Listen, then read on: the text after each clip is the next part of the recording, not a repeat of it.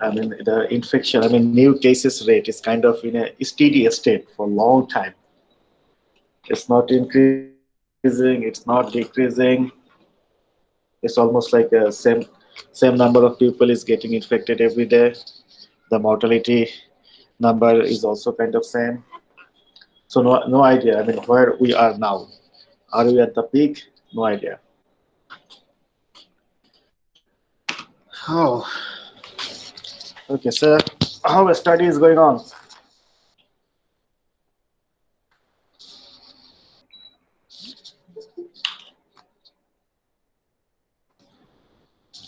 Did you check the lectures? Yes, sir. I checked. All of it. I mean, I uploaded some new lectures yesterday. So have you checked all of this? Sir, I keep on studying for it for the first lecture because the slides are very many, so but I always study then plus other courses. Yeah, I uploaded new videos in the for the second week, but still it's in first lecture. The first lecture is very big, but okay, that's okay, no problem. We can study the first lecture for 2 weeks, even for 3 weeks. But I will suggest to, I mean, finish it by the next class. Only the first lecture is big. Okay, so no need to worry. The other lectures are not as big like this one. Most of the other lectures they are much smaller. So I think the first lecture have how many parts in it?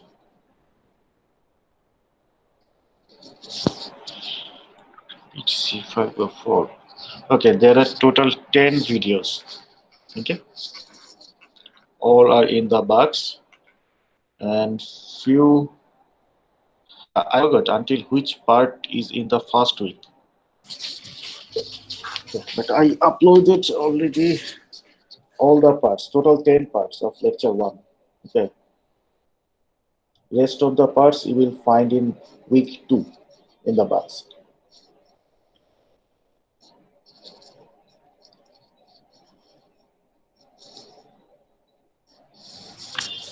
So far, I mean, there is no queries or questions from the lectures. Feel free to ask anything. Never hesitate to ask questions. It's important.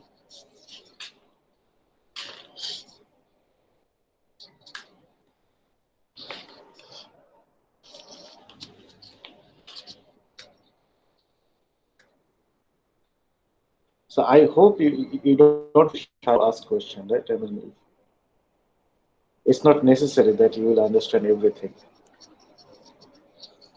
So I have a question. Yeah, please. From lecture 1, okay, I'll just give me 1 second. I Yeah, will so from lecture 1, slide 18. slide 18. Okay, just 1 second. I will Yeah, share sir. the slide with you first.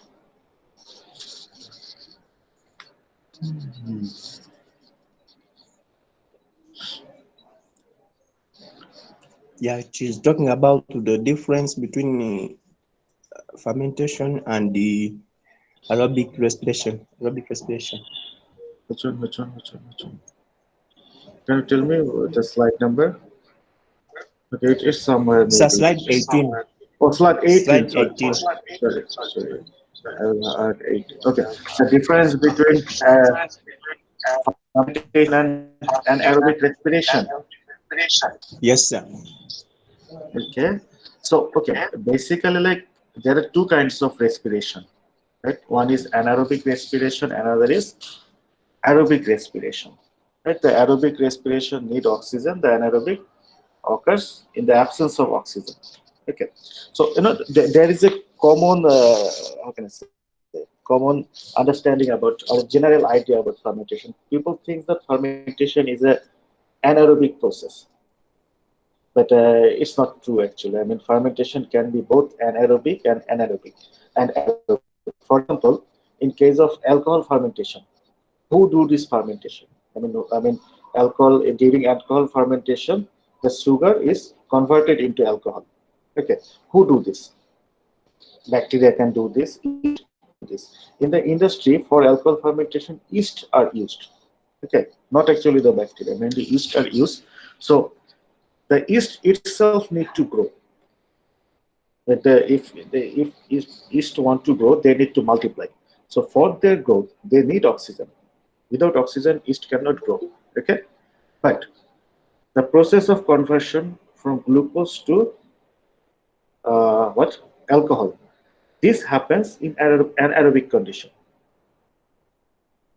Okay, I mean for their growth, own growth, the yeast need oxygen because without aerobic respiration, they cannot produce enough energy for their growth.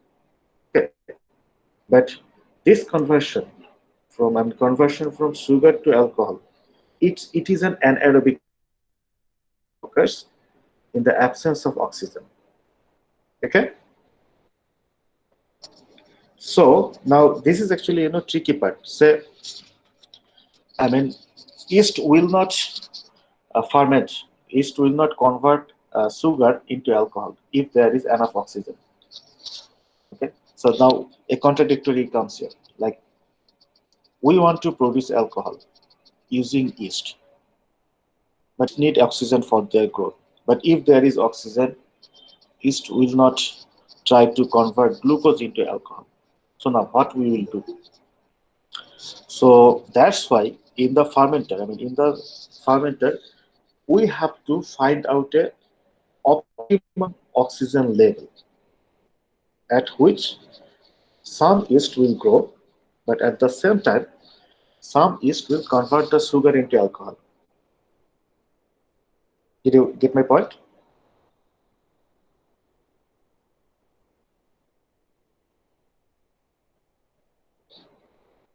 Can you hear me? So can you repeat that part Which part? Sorry, I missed it. of yeast, sir? The one you have just explained. Ah, the yeast. Okay, okay. So, okay, okay. Let's think that you want to produce yeast. Yeast itself is a commercially valuable thing, right? Because yeast is widely used in the bread industry. To make the bread fluffy, we use yeast. We all know that, right? So, say you want to produce lots of yeast. So by fermentation, definitely we have to do it by fermentation, and in yeast fermentation, that process we need to run in the presence of oxygen. Okay, because for the growth of yeast, oxygen is must. Now, so if you want to just produce yeast, that's fine. Just run your process in the presence of oxygen. Okay, lots of yeast will be produced. But now, if you want to produce alcohol by fermentation, okay, and your biocatalyst is the yeast. So, if in the fermenter, in the bioreactor, it's very highly aerobic. Lots of amount of oxygen is high there. So yeast will grow very rapidly, but they will not convert the glucose into alcohol because this process, conversion of glucose into alcohol, it's an anaerobic process. Okay, so that's why inside the bioreactor, we have to set the concentration of oxygen. We need to provide an optimal oxygen concentration where yeast will grow, but at the same time, yeast will convert yeast will convert sugar into alcohol. Okay, is it clear, or I need to explain again? It is clear, sir, now. Sure. You can still ask me question. No problem. Never hesitate. I can explain it for thousands time. I never get tired. Okay, it was just a joke. No. No. Um, fermentation is actually a tricky thing. It's actually a tricky thing. Like you can argue, okay, yeah, as the yeast convert the sugar into alcohol in the absence of oxygen, why not we just make that condition anaerobic? Okay, don't give any oxygen into the fermenter. The condition will be anaerobic, and yeast will convert all the sugar into alcohol. But okay, we cannot do that because who will do the conversion? Yeast. So that means yeast itself need to grow. It itself need to survive there. So for their growth and survivability, we have to supply the oxygen. But we will not give abundant oxygen to the yeast, because if the yeast get abundant oxygen, they will never convert the sugar into alcohol. Okay, so that's why we have to set the optimal oxygen concentration. So what oxygen concentration is optimal? It will depend on the process actually. So basically, whenever people develop a fermentation process, they have to, when they do this experiment in the laboratory and then in the pilot fermenter. Pilot fermenter means during the scaling up. In the laboratory, we do a small scale fermentation, like a 5 liter or 10 liter fermenter. But then we need to scale it up. We have to use bigger fermenter. And the bigger fermenter can be like it can be 50 liter, it can be 1,000 liter even. Okay. So when we are doing the fermentation in the these are called the pilot fermenter. In the pilot fermenter, then we have to optimize all the parameters: the oxygen requirement, uh, pH, temperature, agitation, adhesion, everything. Okay.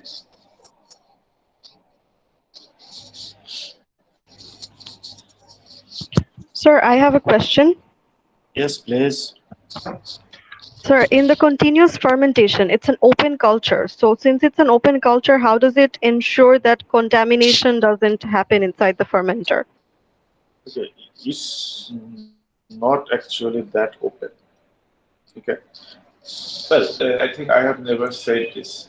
Some fermentation we do in open fermenter, but that doesn't mean it's a continuous one. Okay, the continuous one is actually not open. There are some opening, like there should be some inlet to inject the oxygen, to inject the what media, other supplements. Okay, so that's why say the fermenter is a continuous one. So if we need to supply any water into it or the media into it, everything have to be sterile. Okay, we cannot Okay. supply any unsterile air or water or media or supplement whatever into it. Okay, Yes. so the machineries are designed in a way that those inlet will be completely sealed. Okay, they will be completely sealed, and the air will supply will be sterilized, already sterilized. The media we will supply will be already sterilized.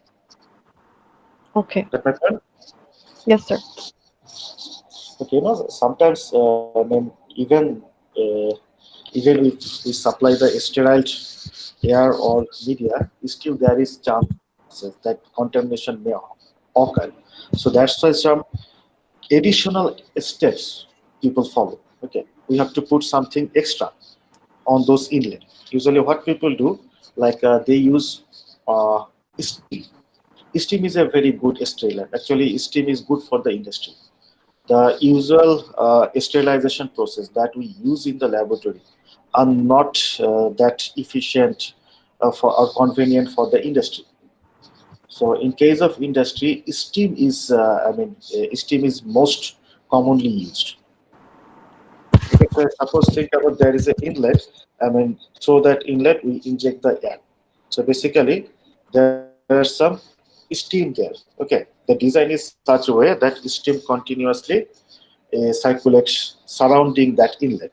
Okay, so it keeps that place warm, and by this way, it can prevent contamination. We have a chapter called sterilization. In that chapter, I have to explain it in more details. Okay. Thank you, sir. Okay.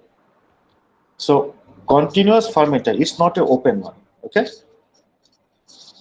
Yes, So sir. there are just 1 second. There are actually open fermenter.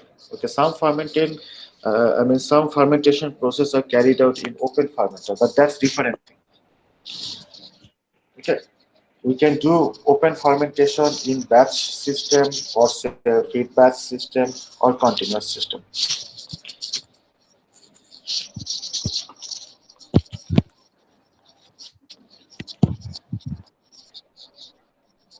So I have a question.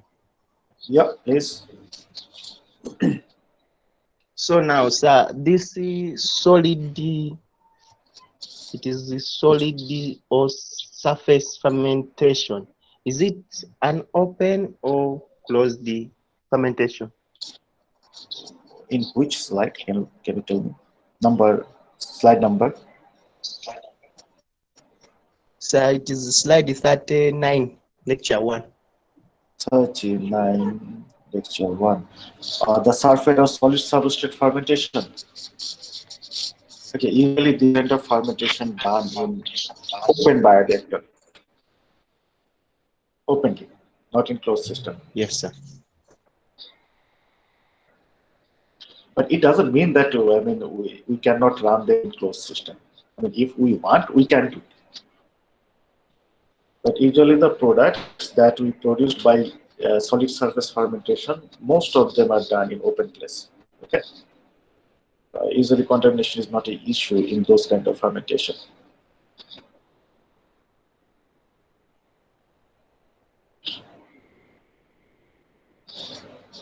Okay, sir. Okay.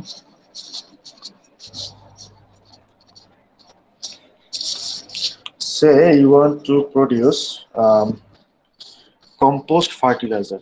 Have you heard about compost fertilizer?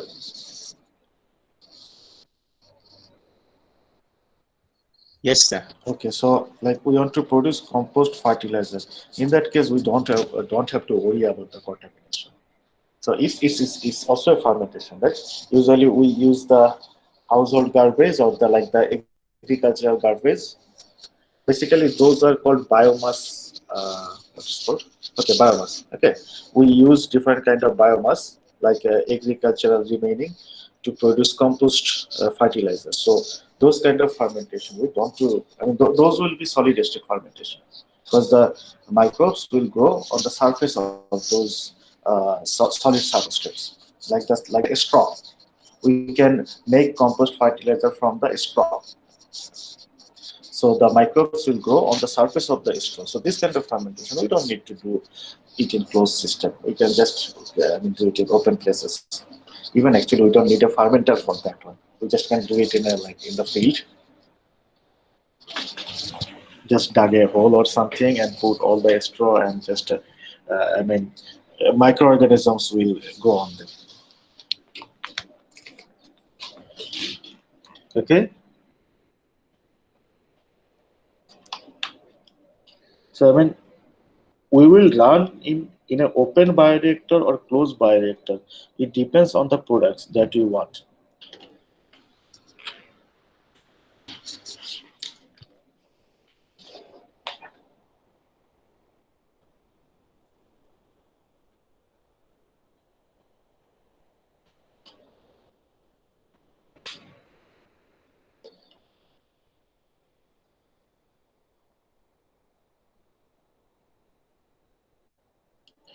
This first lecture is kind of long, very long.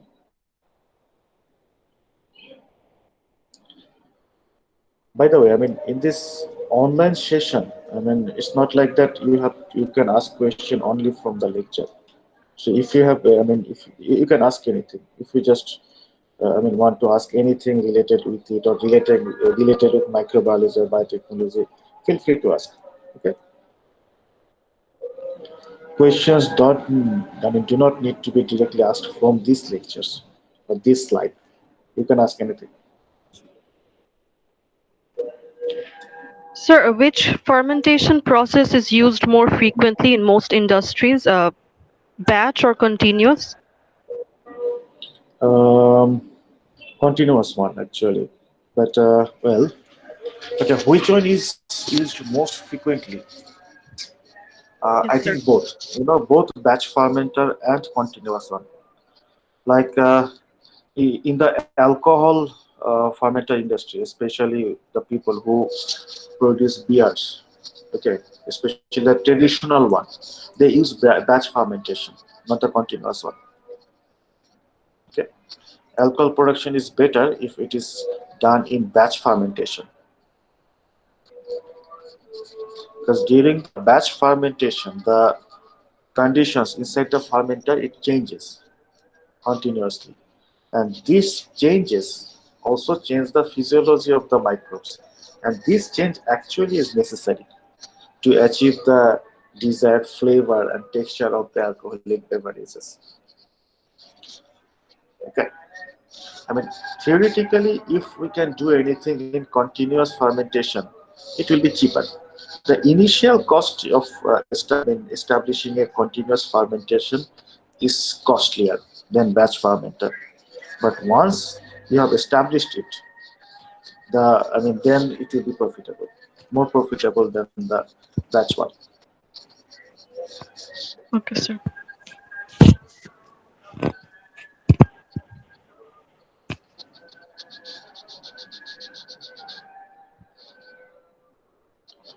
Why this lecture is so big? So on slide 47, Yeah, we have those graphs. We have a graph on 47, we have a graph on yeah, 49, then we have a graph on 51. yeah. So some explanation on these graphs. Okay, what this graph do? Okay, these graphs mainly depicts the change in substrate and cells concentration. Okay, in the course of time. So what happens to the number of substrate, amount of substrate or amount of cells when the fermentation goes on. Okay, so let's start with the batch one. Let's draw a graph in this way. X-axis, put the time. In y-axis, put the concentration. Okay, concentration of both substrate and cells. Okay, so at the beginning, the amount of substrate is high, right? We have put all the media there. So the amount of substrate will be high, and the amount of substrate will be, amount of cells will be low. We just fed our feed culture there. Okay, the initial number of cells will be very low. But as the fermentation process goes on, the cells, they will utilize the substrate and grow. That means number of the cells will increase. Okay, but as these cells, they are utilizing the substrate, so amount of substrate will decrease. Okay, and in batch fermentation, we don't add anything. We do not add any media there.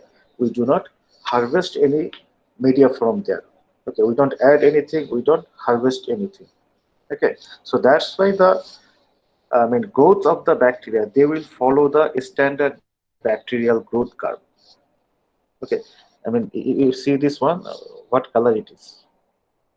Maroon. Is it maroon? What color it is? Okay, although I'm not a color blind, actually I don't know the name of the colors. I know only few names. Okay, is this maroon or red? Okay, maybe it's maroon. Anyway, so this one, this curve of the cells, it's the standard bacterial growth curve. Are you familiar with this bacterial growth curve thing? Yes, sir. Okay, so it's the bacterial growth curve, right? The lag phase, uh, then the Sorry, এটা কি log phase, then the stationary phase, huh? lag phase, log phase, stationary stationary phase, phase and dead phase. ওইটার সাথে আচ্ছা, death related. ফেজটা এখানে, হ্যাঁ exactly ওইটাই bacterial growth curve বলা হয় আর কি। হ্যাঁ, এখন এখানে ডেথ ফেজ দেখানো হয়নি, বিকজ আমরা তো চাই না মরে যাক সবকিছু, তাহলে কেমন হবে, রাইট? উইল স্টপ, হ্যাঁ চাই। Sorry, COVID-19. হ্যাঁ, ও কোভিড-19, আচ্ছা কোভিড-19 কিন্তু ব্যাকটেরিয়া না, it's a virus. Virus. Virus don't follow this curve, okay? And virus is not organism. We all agree? G sir. I guess No, so. sir. Virus. Okay, no, okay. Virus is a dead cell. যখন এটা host সেলের মধ্যে inject করে তারপরে এটা হচ্ছে living হয়, তার আগে তো সে ডেড অবস্থায় থাকে। আচ্ছা, is virus is a cell? Cell No, or sir. Virus is organism? not a cell. It's not a cell. ভাইরাসকে কিন্তু আমরা সেল বলতে পারি না, সেলের যে ক্যারেক্টারিস্টিক্স গুলো থাকে ভাইরাস সেটা নাই কিন্তু। না না, তার নাই, সে তো হোস্ট মেকানিজমকে হাইজ্যাক করার পরে তারপরে তো তার মেকানিজম স্টার্ট হয়। Exactly, and virus is not a cell. Okay, এই ভাইরাস যে কি এটা নিয়ে না অনেক আর্গুমেন্ট আছে, মানে definitely it's not a cell, but what it is. আচ্ছা, ভাইরাসকে আসলে আমরা অনেক সময় ইন জেনারেল বলি যে organism, but virus is not organism. মানে এটা একটা সেলই না, অর্গানিজম হয় কেমনে? আচ্ছা যাক, আমরা ভাইরাস নিয়ে একটু পরে আলাপ করি। Let's get back to Kenneth first. Okay, so Kenneth, are you there? Yes, sir. Okay, so you are clear about this graph, the batch fermentation graph, and Yes, why sir. it looks like this. Okay, so now Yes. if we want to plot the same graph for where is the fed batch? Fed batch first. Okay, then what will happen? Again, x-axis time, y-axis concentration. So initially, I mean, in case of fed batch fermentation, we don't have to put lots of media in the beginning, because in fed batch fermentation, we feed the fermenter. That means time to time we add fresh media. Okay, so initially the cell number will be definitely low, and also the substrate concentration, it will be also not that much in case of fed batch, because we have to add more freshly prepared media time to time. Okay, so what will happen when the fermentation will keep going on? So again, the number of cells, okay, the cell initially the number of cell is low, but this cell they will utilize the substrate and they will grow rapidly. Okay, that's why their number will increase, but eventually they will reach the stationary phase. Okay, and in this case we don't harvest any cells out from the fermenter. Okay, we only add new media there, we don't harvest anything from there. Okay, so the number of cells, the growth of the cells eventually will reach the stationary phase. Okay, initially they will be low, then they will begin to multiply rapidly. Then, sir, why is that the fed substrate curve is In the fed batch fermentation, that's why it is fed batch fermentation, because we fed the fermenter. Okay, the question is why we fed this one. That was your question, right? Okay. Why the concentration of substrate is constant here? Because time, although the cells they are using up the substrate, but time to time we are adding new substrate, so that's why the concentration of substrate will be constant there. But now your question was why we need to do this, right? Is that was your question? no, sir? My question, sir, you have answered it of why is it constant from the start up to the end. Yeah, you have answered that also. Okay, I asked you a question. So why you think that why we need to use fed batch? We just can use the continuous instead of this one. Fed batch, we can just use the continuous one. What's the benefit?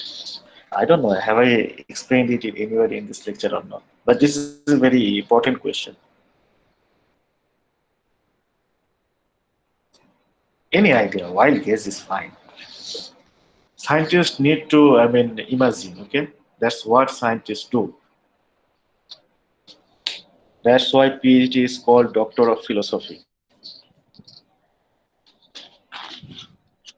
Because research require philosophical thought. We have to imagine. এটা কি মনে হয়, এটা কেন করা হয়? বাকিটা কেউ? Anyone, any wild guess, idea?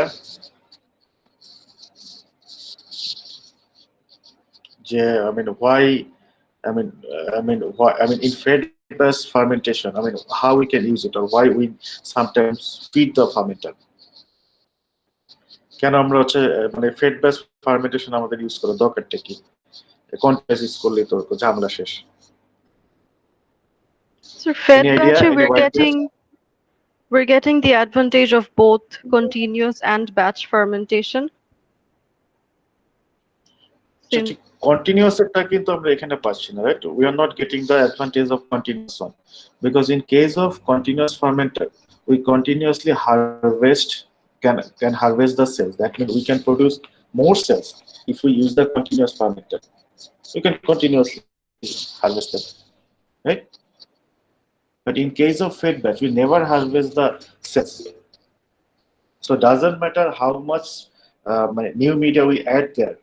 Eventually, the cells will reach to the stationary phase, and their growth will stop. Okay, I will explain. I don't know. I mean, I have explained it somewhere or not, but anyway. Okay, so what's the purpose of fermentation? To produce our products. Who will produce the products? The cells or the biocatalyst. Okay, let's think. Forget about the enzymes or other biocatalyst. Think about the cells. So by fermentation, we want that our cells will produce our product. So now there are different kind of fermented products, right? Primary metabolites, secondary metabolites. Okay, and when the bad cells produce primary metabolites, when they need to grow, primary metabolites is required by the cells for their growth. Okay, so when cells will produce more primary metabolites, when they will grow rapidly, like in this exponential growth phase or log phase. At this phase, you can see the mouse cursor, right? When I move the mouse cursor, can you see that? আমি যখন mouse cursor নাড়াচাড়া করি আপনারা কি দেখতে পারেন? জি sir. Yes, sir, we can see Okay. it. Okay, thank you. So when the cells are at this stage, okay, this exponential growth phase, cells are multiplying rapidly. So that means they need lots of primary metabolites. So cells will produce lots of primary metabolites when they're here. So now think your target product is primary metabolites. Okay, I want to produce primary metabolites. So which will be good for me if I can lend them the exponential growth phase. আমি এই exponential growth phase টাকে লম্বা করতে পারি, দীর্ঘায়িত করতে পারি। Okay, so if cells remain in the exponential growth phase for longer time, I will get more primary metabolites, right? So in fed-based system, we actually can do that. Right? Why in the, why the cells? I mean, if we think about the bacterial growth curve, why the cells reach to the stationary phase? One major cause is when the bacteria grow, they use the substrates. Okay, so when they use the substrates, and there will be a lack of substrate, and because of that, the growth of the bacteria will slow down because they will not get enough substrate, enough food for them. Okay, so they need to slow down their growth. But if we can give them more food, that means more substrate, then they can do this rapid multiplication for longer time. So in that case, as the cells will remain in the exponential phase for long time, they will produce lots of primary metabolites, so we can produce lots of products. Did you, understand my explanation? আমার ব্যাখ্যাটা কি বোঝা গেছে? বুঝছেন সবাই? আমার ইংলিশের অবস্থা খুব ভালো না, যাই হোক। Sir, I understood. Okay, thank you very much. Okay, so do I need to actually explain this final graph of the continuous fermentation? Can you please explain it to me? Why the continuous fermentation, the graph of the continuous fermentation look like this? Why the concentration of substrate is constant and also the concentration of cells is constant? Sir যে পরিমাণ হচ্ছে substrate হচ্ছে add করা হচ্ছে ঠিক সেই পরিমাণে বের করে নেওয়া হচ্ছে, এই কারণে এটার নাম কন্টিনিউয়াস, একটা running process. Exactly. Okay. Exactly.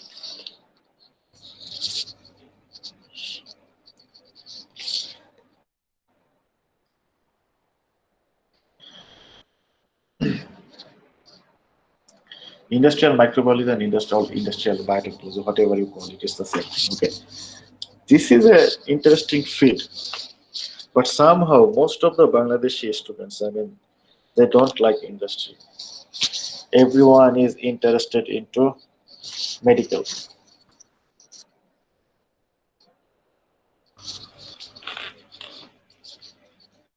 But human is the most competitive thing. I mean, lots of researchers or scientists around the world, they work in the human field, so it's more competitive.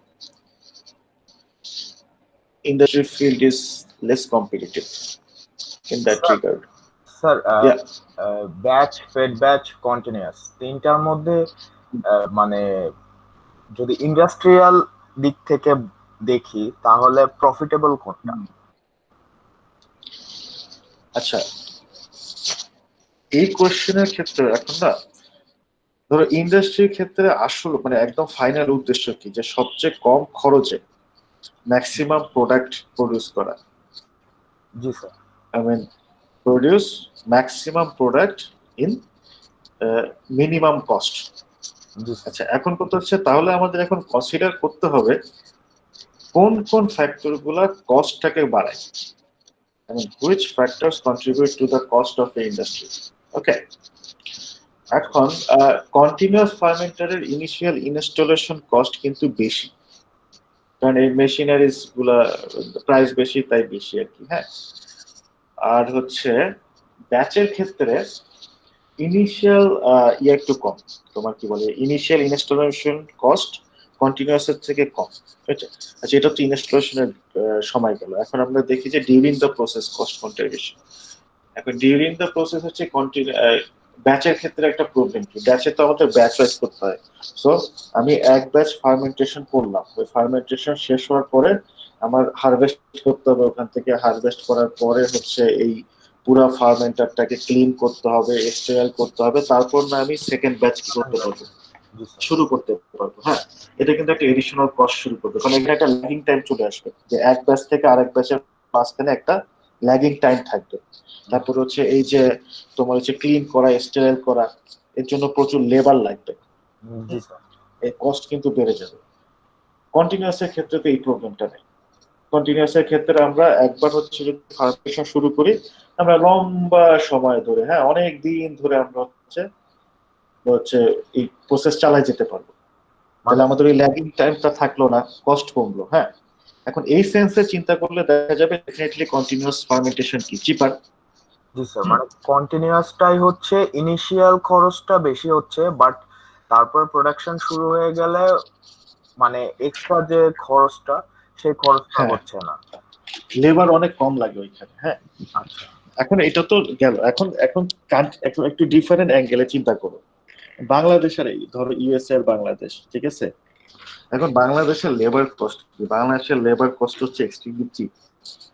G sir. এখন আমি USA তে এই fermentation টেকনোলজিটা কত salary পাই আমি জানি না, but I don't think they get less than 6,000। ও বাবা, $6,000 নিচে পায়। আচ্ছা 6 বারণ করতে হবে 72 না? জি sir. 6 into 12 72। Okay, I don't think they get less than 6,000 USD. Okay, USA তে হচ্ছে মান্থলি স্যালারি কেউ হিসাব করে না, everything is yearly basis there. Okay, so the annual salary will be not less than $70,000, I guess. But what about Bangladesh? Maybe you can get a labor just by 7,000 taka, $100, right? In USA, you have to give them $6,000 per month, but in Bangladesh, you have to give them maybe $100, $200, $300. Okay, so সেই ক্ষেত্রে বাংলাদেশে তো labour কস্টটা অনেক কম আর কি। So এই যখন মানে plan করা হয় না, তখন এই সব দিকগুলোই হচ্ছে মাথায় রাখতে হয়, যে হচ্ছে যে তো মানে আমাদের হচ্ছে কি মানে কোনটা আমরা মানে কোনটা আমাদের জন্য সবকিছু মিলে আমাদের জন্য চিপ হয়। আবার ধরো সব প্রোডাক্টের জন্য না এই কন্টিনিউয়াস ফার্মেন্টেশন সুইটেবলও না। জি স্যার, ওইটা মানে ওইটাই বলতে চাচ্ছিলাম যে সব ধরনের ইয়েতে তো হচ্ছে একই ধরনের ফার্মেন্টেশন কাজ করবে না, তো সেক্ষেত্রে হচ্ছে এটাকে স্ট্যান্ডার্ড ধরাটাও ঠিক হবে না। হ্যাঁ, মানে ওইভাবে না কোনো স্ট্যান্ডার্ড আসলে নাই আর কি। সো কোনটা কোন ফার্মেন্টেশন প্রসেস ইউজ করবো এই সময় সব ফ্যাক্টর গুলাই নিয়ে চিন্তা করতে হবে আর কি। আচ্ছা sir.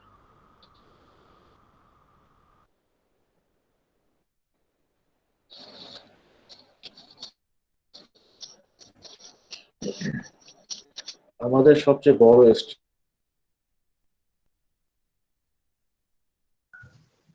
Sir, a question, sir. yeah, yeah, please. Sir, now you said you can ask any question related by technology. Yeah, of course you can ask. Sometimes we just need to Or question, right? microbiology. Otherwise we will get bored. Yeah, please. What can I think? So now, sir, Can I my take an ask question you a was, question? Yeah. sir, the insulin gene is taken into the plasmid or is taken into the genome of the bacteria of the E. coli for producing insulin? Insulin? I think it's in the plasmid, not in the gene. Well, actually, I also have to search for it. Okay, I mean, what's the current strategy? They put it in the plasmid or in the genome. I mean, I think you already read those slides, right? Read those part. Thank you very much. আচ্ছা যেটা হচ্ছে theoretically what we do when we want to genetically modify a bacteria, especially bacteria, to produce something, we put the gene, that gene which will encode our desired product. We put that gene into the plasmid and then we put this plasmid into the bacteria. Thus we get our recombinant bacteria. So we culture that recombinant bacteria, it will produce the product. Okay, so that's the usual strategy. But sometimes this process creates some problems. The problem is the recombinant bacteria, they want to lose the plasmid. It's actually a common problem because the plasmid is an extra burden for it, right? I mean, that bacteria, they don't need to produce that gene product, but they have to do it because we inserted the plasmid. So that bacteria have to use some extra energy to produce that gene product. Okay, so if the bacteria get chance, they may lose the plasmid. Because if they can lose the plasmid, it will be easier for them to grow. They can use all the energy for their growth. Okay, so one strategy to avoid this problem is instead of the plasmid. Okay, we can do it in by two different approaches. One approach is we can insert the plasmid into the bacterial chromosome. Okay, but I think this strategy sometimes creates some problem. It may. I mean, you are changing the original genome, the chromosomal DNA. It may create some problem. But anyway, I mean, not always. This can be one strategy. I mean, we'll put the gene, the gene of interest, which will encode our target product, we can put the gene into the chromosomal DNA. In that case, there is no chance that bacteria will lose that chromosome. There is another better approach. Better approach is mute a essential gene from the bacterial chromosome. Mute, okay, or shut down. Or we call it actually knocked out or knocked down. Okay, just mute a essential gene from the chromosomal DNA of the bacteria and put that essential gene into the plasmid. In that case, we can use two separate plasmid. One will contain our target gene, another will contain the essential gene of the bacteria. Okay, or we can use a single plasmid, and that single plasmid will carry the uh, target gene and also the essential gene. So in that case, that bacteria will never lose this plasmid, because if it lose this plasmid, it cannot survive, because one essential gene is there, and just gene and that gene product is essential for their growth. Okay, by this way we can solve that problem. I mean, losing of plasmid by the bacteria.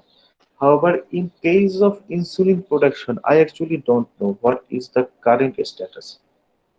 And the thing is, in different factory or a different, insulin producing industry, they may use different strain. All the industry, they don't use the same strain because sometimes this strain, the company who develop the strain, sometimes they patent it. So if they patent it, other cannot get it free.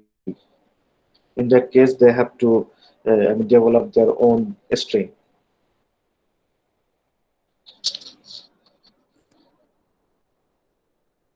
You got the answer? Yes, sir. I asked you this question, sir, for slide 58, which says that sometimes cells lose the recombinant plasmid. So I asked this question for that slide, sir. Okay, so 58 or later? Oh, 58, it's there. Okay, sorry, it's somewhere. Actually, this has been elaborated in some later slide. Which number, which number, which number? No, not this one. This is different one. Okay, there is no photo of that strategy, but you are clear about that strategy, right? Or if you have any confusion. Yes. Yes, And sir, I'm about clear the now. about the insulin one, okay, honestly speaking, I actually don't know what's the status of the current recombinant microorganism for insulin production. So as far as I know, the Chinese hamster cells has been using right now to grow the insulin. I mean, in Is batches. that's the is it the only approach? No, so there's Is the others, but cement? this one is the suitable one since it's a eukaryotic cells I'm choosing for the Yeah. insulin production. So Okay, thank you. prior to that, E. coli had been used, but the production capacity and the purification, there's some of the fact that make the thing shifted towards the Chinese hamster cells. Okay. Yeah, actually, if we can use the eukaryotic, it solves some problems. Because bacteria is a prokaryotic system, human is a eukaryotic system. Yes, sir. The hormones produced in a different cell type or different organism sometimes may cause some auto reaction in our body, autoimmunological reaction. So if we can at least, it will be best if we could use, if we could use human. Okay, it would be best, but we cannot do that. So even if we can use the hamster, at least it's a eukaryote, not a prokaryote. Yes, sir. Thank you for the information, Sakib. Thank you, sir.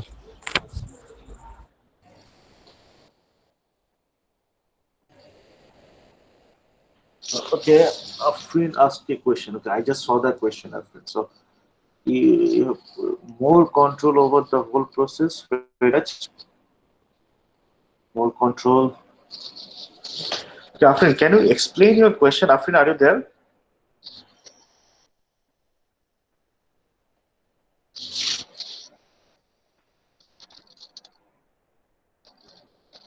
ওকে আচ্ছা আফরিন আসুক আমি ওনার question আপনারা মনে হয় chat আচ্ছা chat তো আপনারা দেখতে পারেন না এই যে চ্যাটে যেটা থাকে Yes, sir.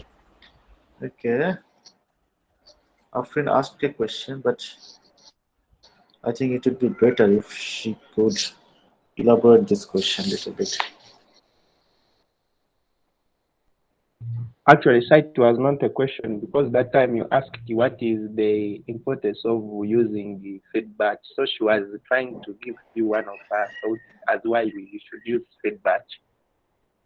Okay, I get it. Yeah, maybe that can be because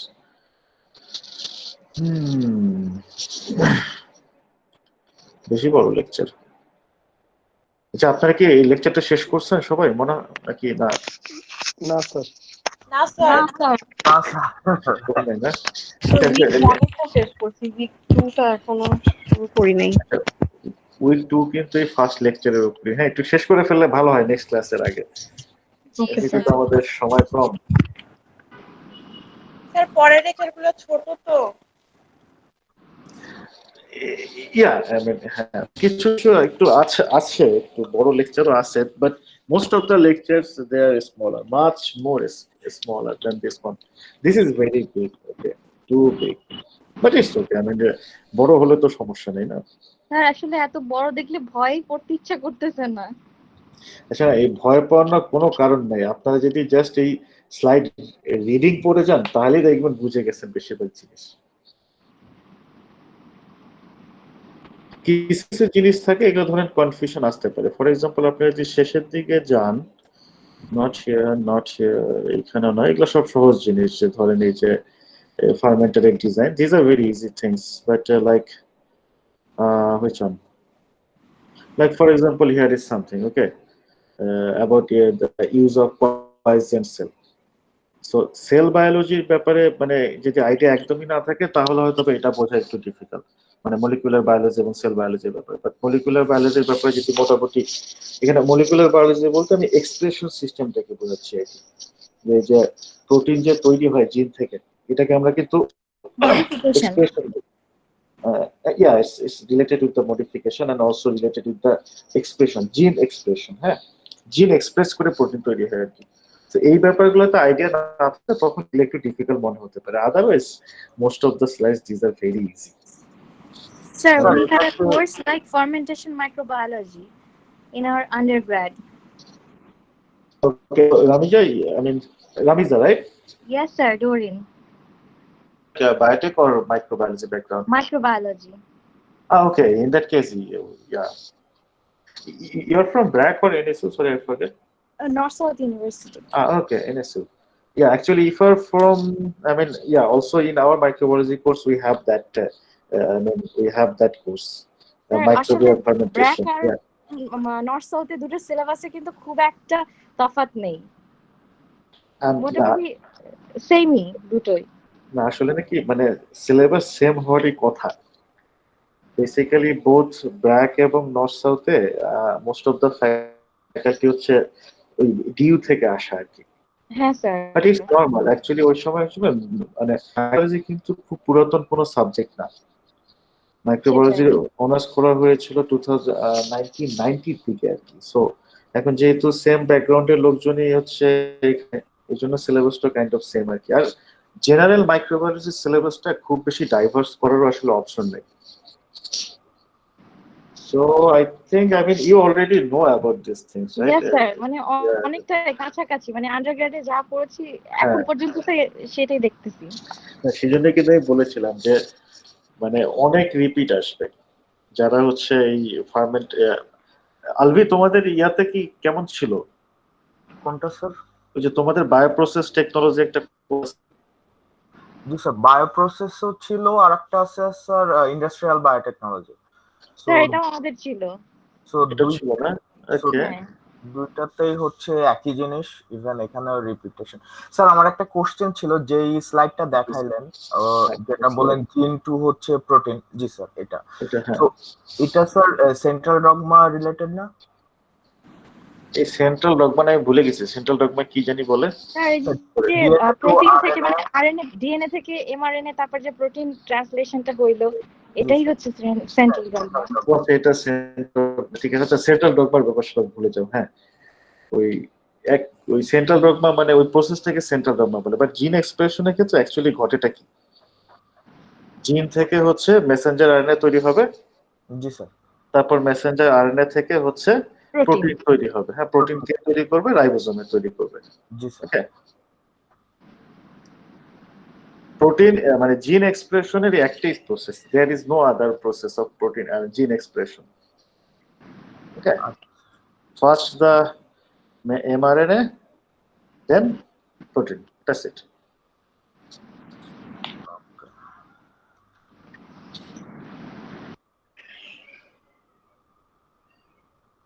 sir এখানে কি কোন প্রোটিনটা দেখানো হয়েছে? ইকোলাই?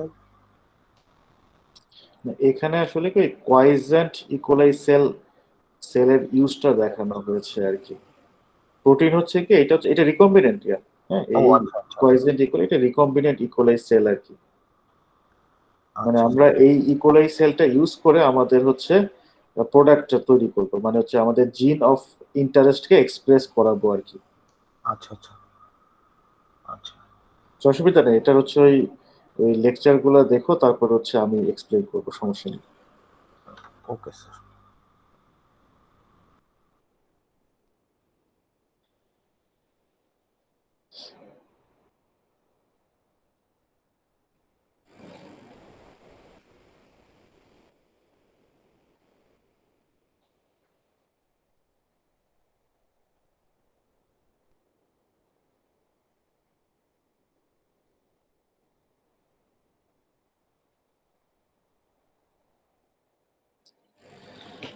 ওকে,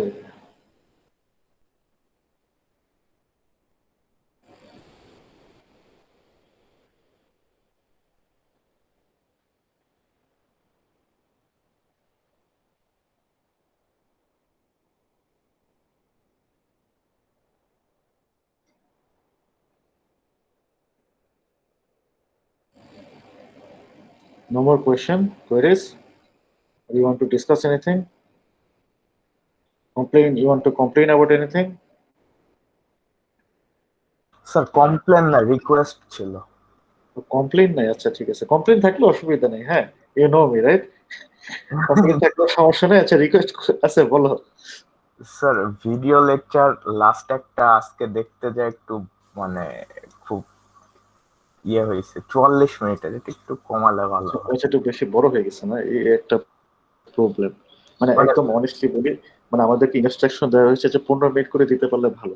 আমি এই 15 মিনিট কোনোভাবেই মেনটেন করতে পারতেছি না।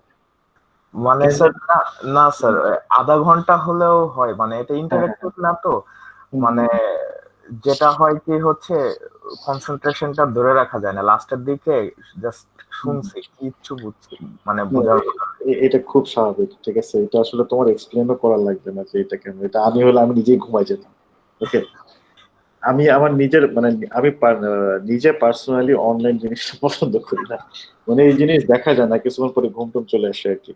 আচ্ছা এটা ঠিক, আমি কিন্তু এরপর থেকে মানে আমি চেষ্টা করবো, আমি চেষ্টা থাকে আমার মাথায় 15 মিনিটের মধ্যে শেষ করার, কিভাবে জানি দু একটা বড় হয়ে গেছে। হ্যাঁ 30 মিনিট পর্যন্ত ঠিক আছে, তারপরে আর লাস্ট একদম ইয়ে চলে আসে না। আচ্ছা মানে আমি হচ্ছে ওই কোনোভাবেই যাতে 30 মিনিটের উপরে না যায় আমি এটা খেয়াল রাখবো। জি স্যার, এমনিও এই লেকচারটা অনেক বড়, সো এটা আমিও হুম, বুঝতে পারছি, কিন্তু লাস্টের দিকে আমি মানে জাস্ট শুনছি, কিচ্ছু আর ঢোকে না। আচ্ছা এটা শীত কমে গেলেই টাইম কমে যাবে। হ্যাঁ, শীত শীত কমা দিলে টাইম কমে যাবে। আচ্ছা, okay.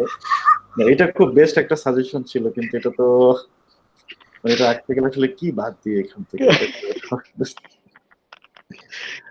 আচ্ছা একটা জিনিস কি এখানে আমি একটা সাজেশন দিতে পারি, মানে আপনারা যেটা করতে পারেন, এটা কিন্তু ইম্পসিবল এই 45 মিনিট 45 মিনিট লাইভ ক্লাসে ইয়া করা যায় না। এগুলো নিয়ে না বেশ কিছু রিসার্চও হয়েছে, এবং I think research results were like that. I mean, people cannot hold their concentration for more than 20 minutes, even in the I mean, physical classes. 20 মিনিটের বেশি কনসেন্ট্রেশন ধরে রাখা খুব ডিফিকাল্ট আর কি। আর সবচেয়ে বেশি হ্যামারিং করে স্যার এই যে মানে হেডফোন কানে দিয়ে রাখার ফলে সরাসরি তো সাউন্ড আসে, এটা হ্যাঁ প্রচন্ড হ্যাঁ, প্রবলেম হয়ে যায়। Yes exactly. এখানে আপনি একটা কাজ করতে পারেন, ধরেন হচ্ছে পুরোটা একবারে শোনার চেষ্টাই করবেন না, মানে স্যার পুরো হেডফোন বা ইয়ারফোনসে না শুনে যদি হ্যাঁ। স্পিকারে কথা শুনে তাহলে মানে মানে কানের কোনো প্রবলেম হবে আচ্ছা না। কানে একটু প্রেসার কম পড়ে না তাহলে? জি স্যার, জি স্যার। Okay, that's wonderful. আচ্ছা সেটা করতে পারেন, এবং আরেকটা কাজ করতে পারেন, ধরেন যেভাবে আপনার শুনতে ভালো লাগে, ধরেন বসে শুয়ে, এবং পজ মানে কন্টিনিউ শোনারই চেষ্টা করবেন না। হ্যাঁ ধরেন 10 মিনিট শুনলেন, শোয়ার পর হচ্ছে একটু পজ দিলেন, একটু ঘুরে টুরে আসলেন আর কি, চা কফি খেলেন, তারপর কন্টিনিউয়াস ভিডিও শুনতে গেলে এই মানে কনসেন্ট্রেশন রাখা, অ্যাটলিস্ট আমি পারি না, একদম ফ্র্যাঙ্কলি বলছি, আমি কখনোই পারি না এই কনসেন্ট্রেশন বেশিক্ষণ ধরে রাখতে আর কি। স্যার একটা একটা কথা জিজ্ঞেস করি, মাইন্ড করবেন না স্যার, আপনি মাগরিবের নামাজ পড়বেন না? আপনারও ব্রেক হয়ে গেল ও মানে আচ্ছা 30 এটা, ও আচ্ছা, না না অসুবিধা নাই। আচ্ছা এইসব ব্যাপারে কি আছে, আপনারা তো মানে যারা এখানে আমাকে আগে থেকে চেনে তারা জানে যে আমি এইসব ব্যাপারে কিন্তু কখনোই কোনো কিছু মাইন্ড করি না। মানে এই যে ধরেন এরকম ক্লাস ইয়া চলতেছে, আপনার একটু ব্রেক দরকার, আমাকে যে ফ্র্যাঙ্কলি বলতে পারেন যে স্যার একটু ব্রেক দেন, আমরা নামাজ পড়ে আসি। হ্যাঁ, এটা নিয়ে আমি কখনোই মাইন্ড করি না। স্যার মাঝে গিয়ে নামাজটা পড়ে এসেছি একবার। ওকে, জি না স্যার, আমি পড়ে এসেছি। আচ্ছা, আমি এক্সট্রিমলি সরি। হ্যাঁ, আমাকে কিন্তু বলতে পারতেন, তাহলে কিন্তু আমি পজ দিতাম। হ্যাঁ, না স্যার, সমস্যা নেই স্যার, একটা রেকর্ড করেছি। এই পাওয়ার সফট অনলাইন আছে, ওখানে আপনার ভিডিওটা আমি রেকর্ড করেছি, মানে আপনার ক্লাসটা, সো দ্যাট এই I don't miss it while praying. আচ্ছা, বাই দ্য ওয়ে, ক্লাস কিন্তু এমনি রেকর্ড হয়। হ্যাঁ, এবং এটা হচ্ছে ওই আচ্ছা। আমি না লাস্ট ক্লাস যেটা, সেটা হচ্ছে আমি বাক্সে আপলোড করেছি, করার পর সেটা পাবলিশ করতে ভুলে গেছিলাম। জি। পাবলিশ না করলে আপনারা দেখতে পারেন না, আমি ওইটা পাবলিশ করে দিচ্ছি আর কি। আর এই যে এখন যেটা লেকচার রেকর্ড হচ্ছে, এটা রেকর্ডের পরে আমি হচ্ছে আজকের মধ্যে আপলোড করে দিব আর কি। হ্যাঁ, জি স্যার। মানে আমার কোনো আপনারাও রেকর্ড করতে পারেন, কোনো অসুবিধা নেই, বাট এই ক্লাসগুলো আমাদের রেকর্ড করতে হয়, এটা হচ্ছে অফিসিয়াল রুল আর কি। আর এই যে নামাজের ব্যাপারে যেটা ভালো বললেন, হয়েছে। হ্যাঁ জি, রেকর্ডের ব্যাপারটা হয়েছে ভালো হয়েছে। আমি তো আসলে 6:30 থেকে স্যার ইফতেখার স্যারের মিটিং এ অ্যাটেন্ড করার জন্য ট্রাই করছি। এখন জানতে পারলাম যে আজকে আপনার ক্লাস। ও আচ্ছা আচ্ছা। ইফতেখার ভাই কবে ক্লাস নেয়? কালকে, আগামী কালকে। কিন্তু আমি মিসিং করে ফেলছি টাইমটাতে। আমি ওইখানেই ট্রাই করছি, ঢুকতে পারছি না, তো বারবার এখন জানলাম যে আপনার ক্লাস, পরে এখন অ্যাটেন্ড করলাম।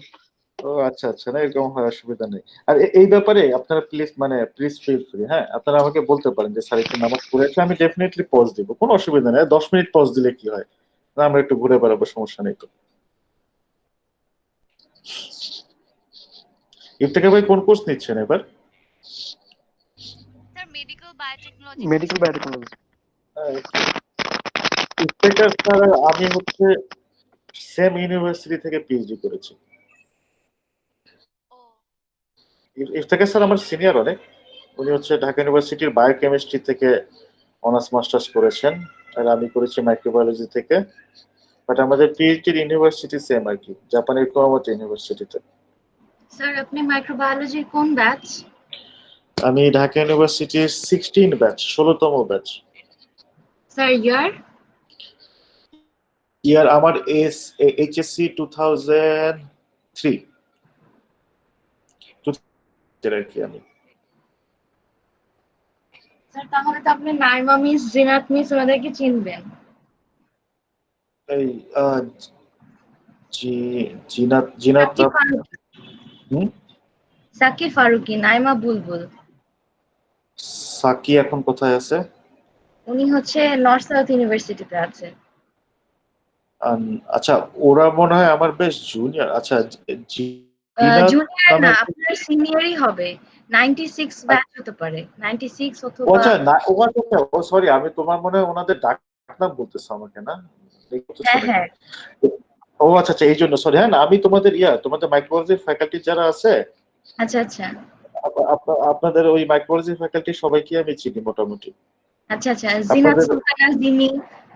হ্যাঁ, definitely they are my senior আপা, বড় ভাই সবাই। আপনার ওই যে আছে, আরেক আপনার আমি নাম বলে, হ্যাঁ, সোহেল ভাই হচ্ছে বায়োকেমিস্ট্রির, বা সোহেল ভাইকে আমি পার্সোনালি দিই আর কি। তারপরে হচ্ছে আপনাদের ওই জিনোম রিসার্চ ইনস্টিটিউট, ওটা কি বলে, এনজিআর। Genome centre. হ্যাঁ, জিনোম এনজিআর সেন্টারের যে ডিরেক্টর, ভাই কি জানি নাম ওনার, আচ্ছা বড় ভাইয়ের নাম বলে গেলাম।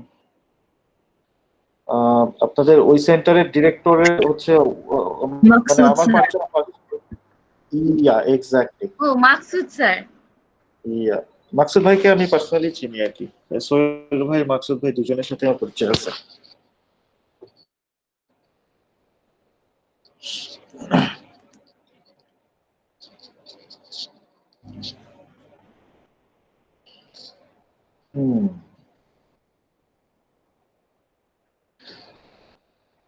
নর্থ সাউথে মনে হয় বায়োটেকনোলজি নাই, না? ওখানে আন্ডারগ্রেড হচ্ছে বায়োকেমিস্ট্রি, আমার রাইট? হ্যাঁ স্যার।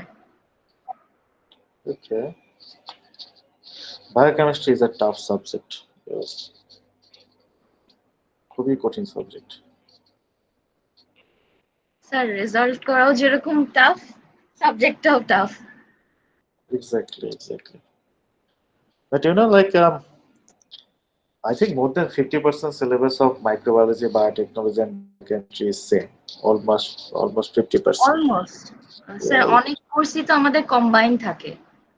এক্স্যাক্টলি ওটাই থাকে স্বাভাবিক। হ্যাঁ, আর আরেকটা ব্যাপার কি আসলেই মানে আন্ডারগ্রেড বা মাস্টার্সে আমরা যা করতেছি সেটা দিয়ে আসলে আমাদের ফিউচারে কিছু যায় আসে না আর কি। স্যার একটা মানে সার্টিফিকেট দরকার, ডিগ্রি দরকার। না না সার্টিফিকেট ডিগ্রি দরকার, এখানে আরো কিছু ব্যাপার থাকে মানে যেটা হয়েছে কি মানে কিছু তো ডিফারেন্স আছে, যেমন মাইক্রোবায়োলজিতে হচ্ছে মাইক্রোবায়োলজিক্যাল ব্যাপার স্যাপারে একটু জোর দেওয়া হয় আর কি, বাট বায়োকেমিস্ট্রিতে হচ্ছে একটু ওই মোর সেলুলার যে মেকানিজম গুলো থাকে সেগুলাতে একটু বেশি জোর দেওয়া হয়। বাট আলটিমেটলি দেখা যায় কি যে এখন তো আসলে যত জব ফিল্ড গুলো আছে সবগুলোই কিন্তু মোটামুটি হচ্ছে মানে মাল্টিডিসিপ্লিনারি টাইপ। সো সে তখন আর কি হচ্ছে মানে বিভিন্ন ব্যাকগ্রাউন্ডের লোকজনই সেখানে লাগে আর কি। রিসার্চ লাইন আর জব এই দুইটার মধ্যে অনেক ডিফারেন্স আছে আর কি। হ্যাঁ, রিসার্চ আসলে কি আমরা যেমন যত আপনি সিনিয়র মানে উপরের দিকে যেতে থাকবেন তত হচ্ছে টপিক ন্যারো হতে থাকবে আর কি। মানে আমি মাঝে মাঝে বলি যে when I was I mean just a fresh undergrad or master's student, I mean at that time my thinking was like I know everything. Okay, I know everything, I am the boss, but after I finished my PhD I realized I know nothing. Okay, the fact is like I mean, when I was in undergrad or masters, I studied lots of different courses like industrial microbiology, food microbiology, environmental microbiology, biology, bacteriology, blah blah blah, lots of. But what I did in PhD, my research was on kidney. Actually, not on kidney. My research was on only a part of kidney, which is called ureteric bud. Well, actually, it was not on ureteric bud.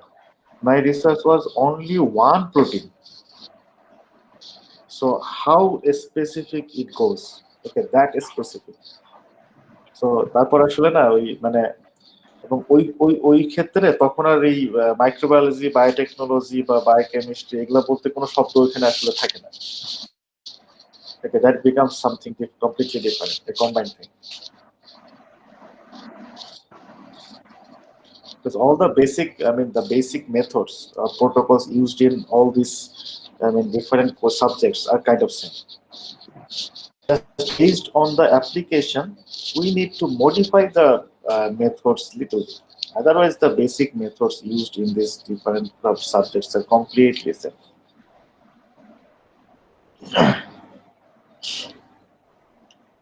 আচ্ছা আপনার sir হ্যাঁ yes রিসার্চে আরেকটা সমস্যা হয়, সেটা হচ্ছে আমরা আন্ডারগ্রেডে যা পড়ছি তার একটা ওয়ার্ডও কাজে লাগে না, নতুন ভাবে অনেক পড়তে হয়। হ্যাঁ ডেফিনেটলি হবে, কিন্তু এটা একটা ব্যাপার কি মানে আন্ডারগ্রেড হচ্ছে এটা হচ্ছে বেসিক বিল্ড আপ করার ব্যাপার আর কি।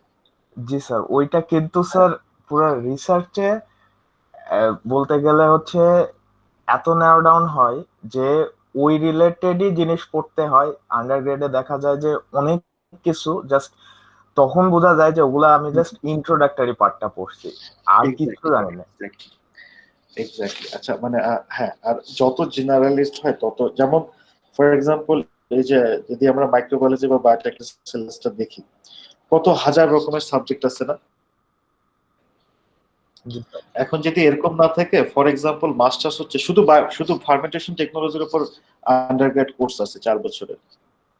ওকে, এখন ইভেন আচ্ছা আন্ডারগ্রেড বাদ দিলাম, আমরা মাস্টার্স লেভেলে আসি। এখানে ধরেন আমরা এখন কিসে আসি জানি, মাস্টার্স অফ বায়োটেকনোলজি। এখানে কত ডিফারেন্ট টাইপ সাবজেক্ট আছে না। যেমন আজকে হচ্ছে আমরা ফার্মেন্টেশন টেকনোলজি পড়তেছি, কালকে কি পড়বেন হচ্ছে মেডিকেল বায়োটেকনোলজি। এখন যদি মাস্টার্সটা হতো শুধু ফার্মেন্টেশন টেকনোলজির উপর অথবা শুধু মেডিকেল বায়োটেকনোলজির উপর, ওইটা কিন্তু ব্যাপারটা ডিফারেন্ট হতো, রাইট? ওইটা বেশি ভালো হতো। আচ্ছা, যেটা হয় কি মাস্টার্স না ডিফারেন্ট টাইপের আছে আর কি। হ্যাঁ, যেমন ধরো হচ্ছে masters by research, exactly, and another one is course masters, right? Am I right? মানে course masters হয়, it can be a course masters or it can be a research based masters. Usually the course masters, okay, they don't do any research. Okay, it's completely course based. do several different courses and they get the degree. That's it. But research-based masters, usually courses are kind of neglected there. Okay, no one cares about the courses of the research-based masters. People are more interested in the research. Okay, it's for the USA and Japan. Sir মানে USA হ্যাঁ ওইটাই ভালো sir. না, এখানে আবার আরেক টাইপেরও আছে যেটা আমাদের দেশে করা হয়েছে আর কি। মানে ইউএসএ জাপানে দেখা যায় কি মাস্টার্স এ কোর্স হচ্ছে জাস্ট একটা ইয়া টাইপের আর কি। আচ্ছা, মিক্স মোড মাস্টার্স না, আচ্ছা যাই হোক, ওই মানে দেখা যায় রিসার্চ ওই কোর্স করে হচ্ছে আর কি, অনলাইনে বসে বসে দু একটা কোর্স করে, বাট রিসার্চটা মেইন জিনিস আর কি, সারাদিন ল্যাবে বসে থাকতে হয়। আর কোর্স মাস্টার্স হচ্ছে কোর্সই মানে শুধু কোর্সই করে, রিসার্চ ওইখানে করে না, বেসিক্যালি ইন্টার্নশিপ হয় একটা আর কি। আচ্ছা, এটা তো গেল হচ্ছে এই দুইটা। এই বাদেও না আরেকটা আছে যে রকিবুল বলেছেন হচ্ছে কি মিক্স মোড, না এটাকে মিক্স মোড বলে? আচ্ছা যাই হোক, স্যার ওই থ্যাংক ইউ। প্রজেক্ট আর রিসার্চ আর কোর্স ওয়ার্ক মিলে যেটা হয় আর কি। হ্যাঁ, ইউরোপে কিন্তু এই ধরনের প্রচুর মাস্টার্স আছে। আমি ঠিক অস্ট্রেলিয়ার মাস্টার্স এর ব্যাপারটা জানি না, বাট ইউরোপে এরকম মাস্টার্স আছে মিক্স মোড টাইপের আর কি। মানে এখানে হচ্ছে এরকম থাকে যে হয়তো বা 1.5 বছর বা 2 বছরের মাস্টার্স, 1 বছর তারা কোর্স করলো, অথবা 14 মাস কোর্স করলো, বাকি সময় তারা রিসার্চ করলো।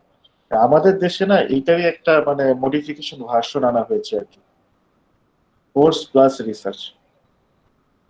যেমন স্যার আমাদেরও তো এক সেমিস্টার হয়তো কিছু একটা করতে হবে, প্রজেক্ট 6 ক্রেডিট আওয়ার্স এর ছোট not a smaller one. I mean, you are in masters, so I think you have chance to do bigger projects, right? Okay, the thing is, this is an open credit system, so that's why there is no binding. Okay, I mean, if you want, you can make it longer, but okay, making it longer is not a wise decision. It's better to finish the degree within the time.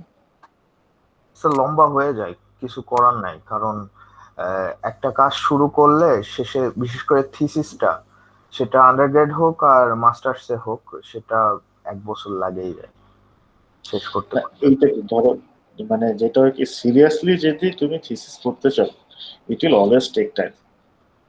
মানে আর actually আচ্ছা, ওইভাবে seriously কথাটা বলা উচিত না, যেটা হচ্ছে যে মানে টপিকসটার উপরে কিছু টপিকস আছে, সেই টপিকস কম সময় শেষ করা সম্ভব না, তো সেগুলাতে আসলে বেশি সময় লাগে। আর আসলে কি ওই 3-4 মাসে কি হয় কিছু, 3-4 মাসে এটা থিসিস হয় কেমনে সম্ভব? সম্ভব হয় না। স্যার একটা কোয়েশ্চেন, যেহেতু থিসিস নিয়ে কথা হচ্ছে, তো যদি এমন কি কোনো সুযোগ আছে, যেমন আমাদের থিসিস যেটা সিলেবাসে দেওয়া সেই অনুযায়ী আমাদের 6 ক্রেডিট আওয়ার্স এর একটা থিসিস করতে হবে, তো এরকম কি কোনো সুযোগ আছে যে আমি যদি চাই অনেক আগে থেকে শুরু করতে, হয়তো ক্রেডিট নিতে হলে পরে সেমিস্টারে নিলাম, বাট প্রফেসরের সাথে কথা বলে আগে থেকে কাজ শুরু করে মোটামুটি 2 সেমিস্টার পর্যন্ত এটা নিয়ে গেলাম একটা ভালো। অফকোর্স এটাই ইউজুয়ালি এখানে এটাই হয় আই থিংক। আচ্ছা, মানে যেটা হয় কি, ইভেন আমার আন্ডারগ্রেডের থিসিস স্টুডেন্ট আছে 1.5 বছর ধরে কাজ করতেছে, ট্রাস্ট মি। হ্যাঁ, 1.5 বছর হয়ে গেছে আমার আন্ডারগ্রেডের থিসিস আমি স্টুডেন্ট। নিজেও 1.5 বছর ধরে কাজ করেছি। ও that's good, that's really good. আপনি কি নিয়ে কাজ করেছেন? স্যার আমি এন্টেরিক ব্যাকটেরিয়া নিয়ে কাজ করেছি। স্লাইসড ফ্রুট থেকে এন্টেরিক ব্যাকটেরিয়া আইসোলেট করতাম, সালমোনেলা, শিগেলা, ইকোলাই। ওকে ওকে, না এগুলো সময় লাগে হ্যাঁ কাজ করতে। আপনি কি মানে নর্থ সাউথে করেছেন নাকি ওই বাইরে? হ্যাঁ স্যার, নর্থ সাউথে করেছি।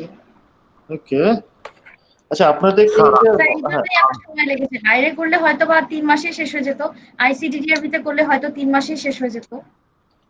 স্যার আমি এখনো করতেছি। তুমি কি ওই যে ইয়ারটা এখনো করতেছো, ওই যে তোমার ইয়া কি জানি বলে, মডেলিং না সায়েন্টিফিক্যালি কি বলো তোমরা এটাকে? ওটা স্যার মডেলিং, ওইটার পেপার পাবলিশ হয়ে গেছে। আমি আরো মানে ওইটার এবার মিউটেটেডটা নিয়েও এখনো করতেছি। ও আচ্ছা আচ্ছা। মানে মেইনলি হচ্ছে স্যার মোট হচ্ছে পাঁচটা কমপ্লেক্স নিয়ে হচ্ছে। একটা অলরেডি আরএসসি অ্যাডভান্স এপ্রিলে হচ্ছে পাবলিশ হয়েছে, আর 3টা হচ্ছে অলরেডি রেডি আছে, ওইটার জাস্ট গ্রামাটিক্যাল কারেকশন হাবিজাবি এইসব দেখতে হচ্ছে। ওকে, তো এখনো চলতেছে স্যার, 2018তে শুরু করছি। না এই সময় লাগে, হ্যাঁ ধৈর্য হারা হওয়া যাবে না। Okay, never lose your patience, research demand time. Okay, if you want to be a researcher, forget about the glamour of the life. Okay, you will never be rich until you are extremely lucky. হ্যাঁ, অনেক টাকা পয়সা income করার শখ থাকলে researcher না হয় ভালো। টাকা পয়সার মুখ দেখবেন, মানে এটা একটা ভাগ্যের ব্যাপার আর কি, এবং সেই ভাগ্যটা খুব কম রিসার্চারের কপালেই জোটে। জি sir. Okay, most of the scientists they're poor.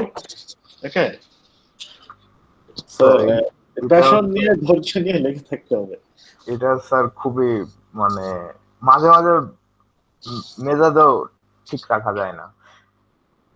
ধৈর্য ধরতে হবে। হ্যাঁ, প্যাশন ছাড়া আসলে হবে না। বাট হয়ে যাবে, তুমি তো ভালো রিসার্চার, লেগে থাকো, ভালো কিছুই হবে। দেখা যাক কি হয়, কারণ স্যার এইটা হচ্ছে ওই যে বললাম, ওই দেখা যাচ্ছে যে হচ্ছে মেইনলি হচ্ছে পড়তে হচ্ছে প্রচুর বেশি, ওই পড়তে যে দেখা যায় ওই সময় হচ্ছে কষ্টটা বেশি হচ্ছে। এই যে আপনাকে তো বলছিলাম স্যার, রিসার্চের পড়াটা সহজ, ইন্ট্রো ব্যাকগ্রাউন্ড স্টাডি এইটা লেখা অনেক কষ্টের। এটাই হচ্ছে রিসার্চের মোস্ট টাফ পার্ট। এটা অনেক কষ্টের। মানে আচ্ছা, এটা সবাইকে বলতেছে, আপনারা অলরেডি জানেন, তারপর এটি রিপিট করতেছি। মানে রিসার্চের না সবচেয়ে সহজ কাজ হচ্ছে ল্যাবরেটরিতে বসে কাজ করাটা আর কি। হ্যাঁ, সবচেয়ে ডিফিকাল্ট পার্ট হচ্ছে শুরু করা। হ্যাঁ সরি, মানে লেখালেখি তো ওইটা হয়েই যায় আসলে, না মানে কাজ ভালো হলে না লেখা হয়ে যায়। যেটা ব্যাপার কি, যে আমরা রিসার্চে আসলে কি করি, we try to answer something, আমরা একটা উত্তর দেওয়ার চেষ্টা করি। এখন উত্তর দিতে গেলে আগে তো কোয়েশ্চেন খুঁজে বের করতে হবে। কারণ এই কোয়েশ্চেন খুঁজে বের করাটাই হচ্ছে মোস্ট ডিফিকাল্ট পার্ট। ঠিক আছে, এবং এর জন্য প্রচুর পড়াশোনা করতে হয়। যে কোয়েশ্চেন করতে পারে রিসার্চের, সে কিন্তু ভালো রিসার্চার, তার সে এমনি হয়ে যেতে পারে। কারণ কোয়েশ্চেন করাটাই মোস্ট ডিফিকাল্ট পার্ট, যে আমি আসলে কিসের অ্যান্সার জানতে চাচ্ছি, সেই জন্য প্রচুর পড়াশোনা করতে হয়। আরেকটা ডিফিকাল্টিস আছে অ্যাডভান্স লেভেল রিসার্চের ক্ষেত্রে, সেটা হচ্ছে থিওরিটিক্যালি ল্যাবরেটরিতে না অনেক কিছুই, মানে থিওরিটিক্যালি অনেক কিছুই সম্ভব আর কি কাগজে কলমে, বাট প্র্যাকটিক্যালি কাজ করতে গিয়ে দেখা যায় কি, যে খুব অনেক উইয়ার্ড কিছু প্রবলেম তৈরি হয় আর কি, এবং যে প্রবলেম গুলো সলভ করার কোনো ব্যাখ্যা নেই। মানে ওই ওই মানে কি বলা যায়, টেক্সট বুক দিয়ে ওগুলা আর কি সলভ হয় না। কপালের ওপর কিছু অনেক কিছু ডিপেন্ড করে আর কি, লাকের উপর। ট্রাবল শুটিং আর কি, যদি জেনারেলি বলি, ট্রাবল শুটিংটা খুব খুব সময় লেগে যায় ট্রাবল শুটিং করতে। স্যার এইটা হচ্ছে আমি নিজে ফেস করছি, মানে লাস্ট পেপারে, যে হচ্ছে পিসি রোনাল্ড, যে হচ্ছে মেইনলি হচ্ছে আমি রাইস প্ল্যান্ট নিয়ে কাজ করি, তো সো পিসি রোনাল্ড হচ্ছে একটা হাইপোথিসিস করছিলেন যে এরকম একটা মিউটেটেড করে একটা কিছু করা যায়, বাট উনার ওটা হাইপোথিসিস ছিল, উনার ওটা একটা অ্যাজাম্পশন ছিল, ওইটা উনি নিজে করে দেখেন না। সো ওইটা আমি নিজে করতে যেয়ে দেখছি এটা হয় না। That's the thing. মানে এই যে এই লেকচারে ছিল না, যেমন ওই যে কোথায় জেনে ছিল যে আমরা যে কিভাবে রিকম্বিনেন্ট বানাতে পারি, we clone our gene in the plasmid, we insert the plasmid into the cell.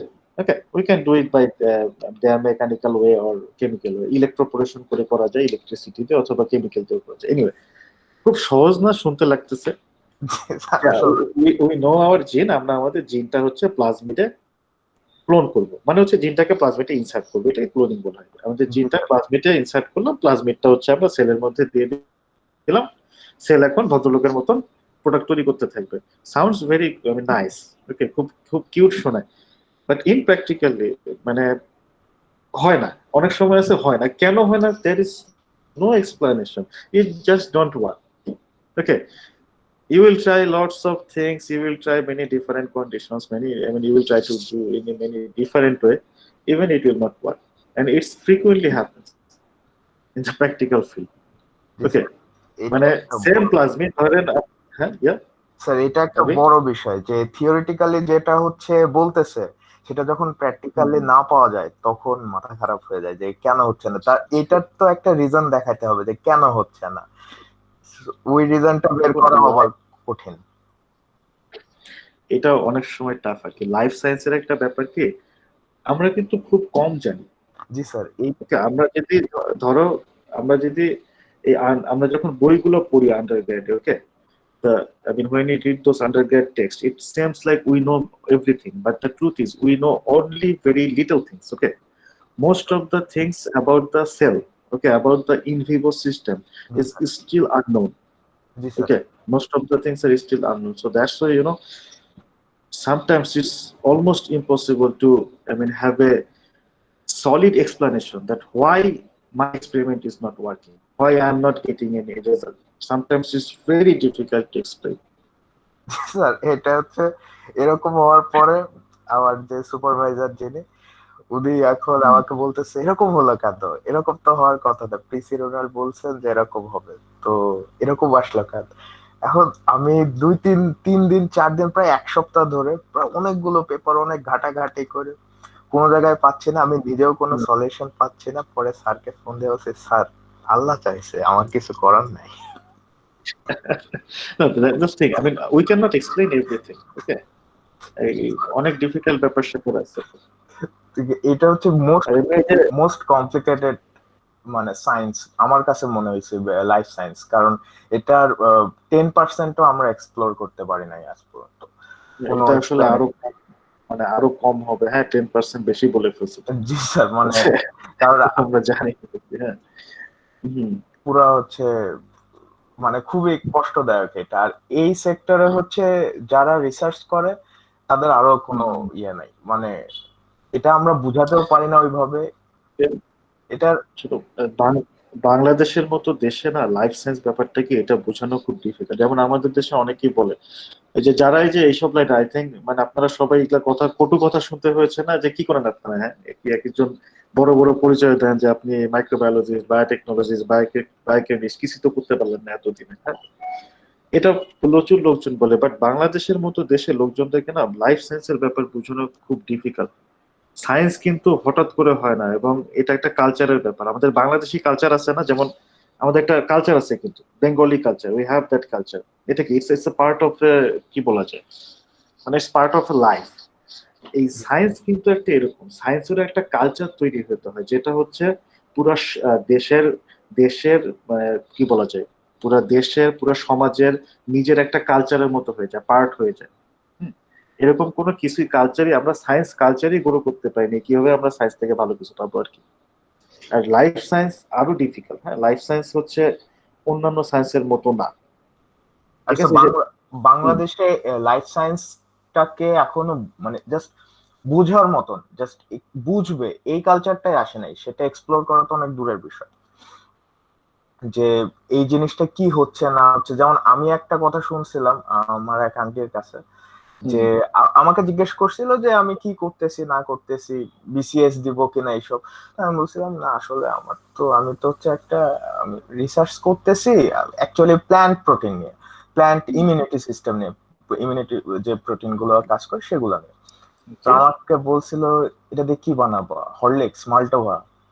আমি মানে একটু কি উত্তর দেব সেটাই আমি বুঝতে পারতেছিলাম না, যে অ্যাকচুয়ালি আমি কিভাবে বুঝাবো। No, it's difficult, and the more you'll be in research, you'll be more lonely. Like, suppose, say for example, you do, you work in a pharmaceutical company, you can at least say people what you do. Okay, I do this. But if you are a sole researcher, no one will understand your work. If someone ask you what you do, it will be almost, sometimes it becomes almost impossible to explain them what I actually do. Okay. ধর আমি যে PhD করেছি যে কিডনির ইউরেটেরিক বার্ডের একটা প্রোটিনের উপর, এখন কেউ যদি আমাকে জিজ্ঞেস করে এই যে একটা রিসার্চ করলেন, রিসার্চ করে কি হয়েছে, মানে কি লাভটা হয়েছে, what benefit we get, I cannot answer anything. I cannot explain them what is the benefit. Okay, sometimes I just reply, at least I get a PhD from that. Okay. So আমার আসলে এই ব্যাপারে কোনো উত্তর দেওয়ার নাই, কারণ এই জিনিসটার বেনিফিট কি, মানে সায়েন্স একটা ব্যাপার কি, সায়েন্স একটা না, মানে এই ব্যাপারটা হচ্ছে এরকম যে সায়েন্স এখন অনেক বেশি ডিপে চলে গেছে, রাইট? আগের মতো কিন্তু নাই, এখন সায়েন্স অনেক বেশি ডিপে চলে গেছে, এখন ব্যাপারগুলো অনেক বেশি ব্যাপক হয়ে গেছে। তো একজন সায়েন্টিস্টের পক্ষে সবকিছু নিয়ে কাজ করা সম্ভব না। তো এখন কি করে, যে there are thousands of scientists, they are doing thousands of different work, but ultimately all the information generated, they are compiled in a same thing. একই জিনিসের বিভিন্ন হাজারটা জিনিস নিয়ে হাজারটা ডিফারেন্ট সায়েন্টিস্ট রিসার্চ করে আলটিমেটলি সব ইনফরমেশন গুলোকে আমরা এক জায়গায় কম্পাইল করে সেটাকে ইউজ করি। This is science. এরকম এখানে যদি আলাদা 1000 জনকে আলাদা আলাদা ভাবে তারা কি করে, দেখা যাবে যে তারা কেউ আসলে কেউ তো কিছুই করে না, যদি আমরা আলাদা ভাবে সবাইকে জাজ করতে চাই। জি স্যার। সো আমাদের দেশে এসব জিনিস এক্সপ্লেইন করা ডিফিকাল্ট। অ্যাকচুয়ালি স্যার লাইফ সায়েন্সে আরো মানে লাইফ সায়েন্সের সিস্টেমটা হচ্ছে মানে একজন যে মাইক্রোবায়োলজিস্ট, যে মাইক্রোবায়োলজিক্যাল যেসব মাইক্রো অর্গানিজম নিয়ে, সেও কিন্তু সব মাইক্রো অর্গানিজম নিয়ে কাজ করতেছে না, সে একটা মাইক্রো অর্গানিজম নিয়ে অনেক বেশি স্টাডি করতেছে, তার মরফোলজি, তার ক্যারেক্টারিস্টিক, তার অন্যান্য কিভাবে কি করতে হয় তাকে, মানে সবকিছু সে ওইটার উপর তার ফোকাসটা। এখন তাকে যদি ধরা হয় যে সে সবকিছু সব মাইক্রো অর্গানিজম নিয়ে, পৃথিবীতে কত হাজার লাখ কোটি মাইক্রো অর্গানিজম আছে, সবকিছু তার পক্ষে সম্ভব না। এই সাধারণ ব্যাপারটা মানে সাধারণ মানুষ কিভাবে বুঝবে এটাই এখনো আমি বুঝতে পারি নাই। Good for everything is actually good for nothing. That's a bitter truth. কিন্তু আমাদের দেশে good for everything এর হচ্ছে ডিমান্ড বেশি আর কি। But the fact is who is good in everything actually they are good for nothing. Anyway, কিছু করার নাই। এই জিনিস এখন আমাদের দেশে এইসব প্রবলেম থাকবেই। আচ্ছা, আপনাদের এখানে কয়জন ধরেন এই হায়ার স্টাডি করতে বাইরে যেতে চান? আই থিঙ্ক সবাই, না? ভেরি গুড, ইয়া, না যাওয়া উচিত। ওকে, আমি একদিন মানে প্রথম দিন কি আপনাদের বলেছিলাম না, কাকে বলছিলাম মনে নেই, যে পরবর্তী লাইফের গোল কি, that's a different story. What you want to become in your life, that's a different story, but at least everyone should go abroad in a different country. Okay, especially life science student. I mean, if you want to be in the research, you should go abroad. Okay, and here abroad, by abroad I mean like a country where research base is good. You will definitely learn something different there. Trust me, you will learn lots of things from there. After that, you come back to Bangladesh or you go somewhere else. That's a different story. But at least one time you should go. G sir, ওটা চেষ্টা করা যায়, মানে করব। এখন যেহেতু corona situation চলতেছে, এটা কবে নরমাল হবে, তারপরে পৃথিবীটা কিভাবে কি হবে সেটা তো এখনো বলতে পারছি না। ভালো কথা বলে ফেলছো আর কি। At least I think this is 2020. Until 2021, it will be difficult, okay, to get a scholarship and go abroad. Let's see. Let's hope for the best. Okay. Alvi ভাই, আপনার এইচএসসি কোন ব্যাচ ছিল? এইচএসসি হচ্ছে 2013 ভাইয়া। আচ্ছা আচ্ছা, সেম আমারও 13 ছিল। ও আচ্ছা।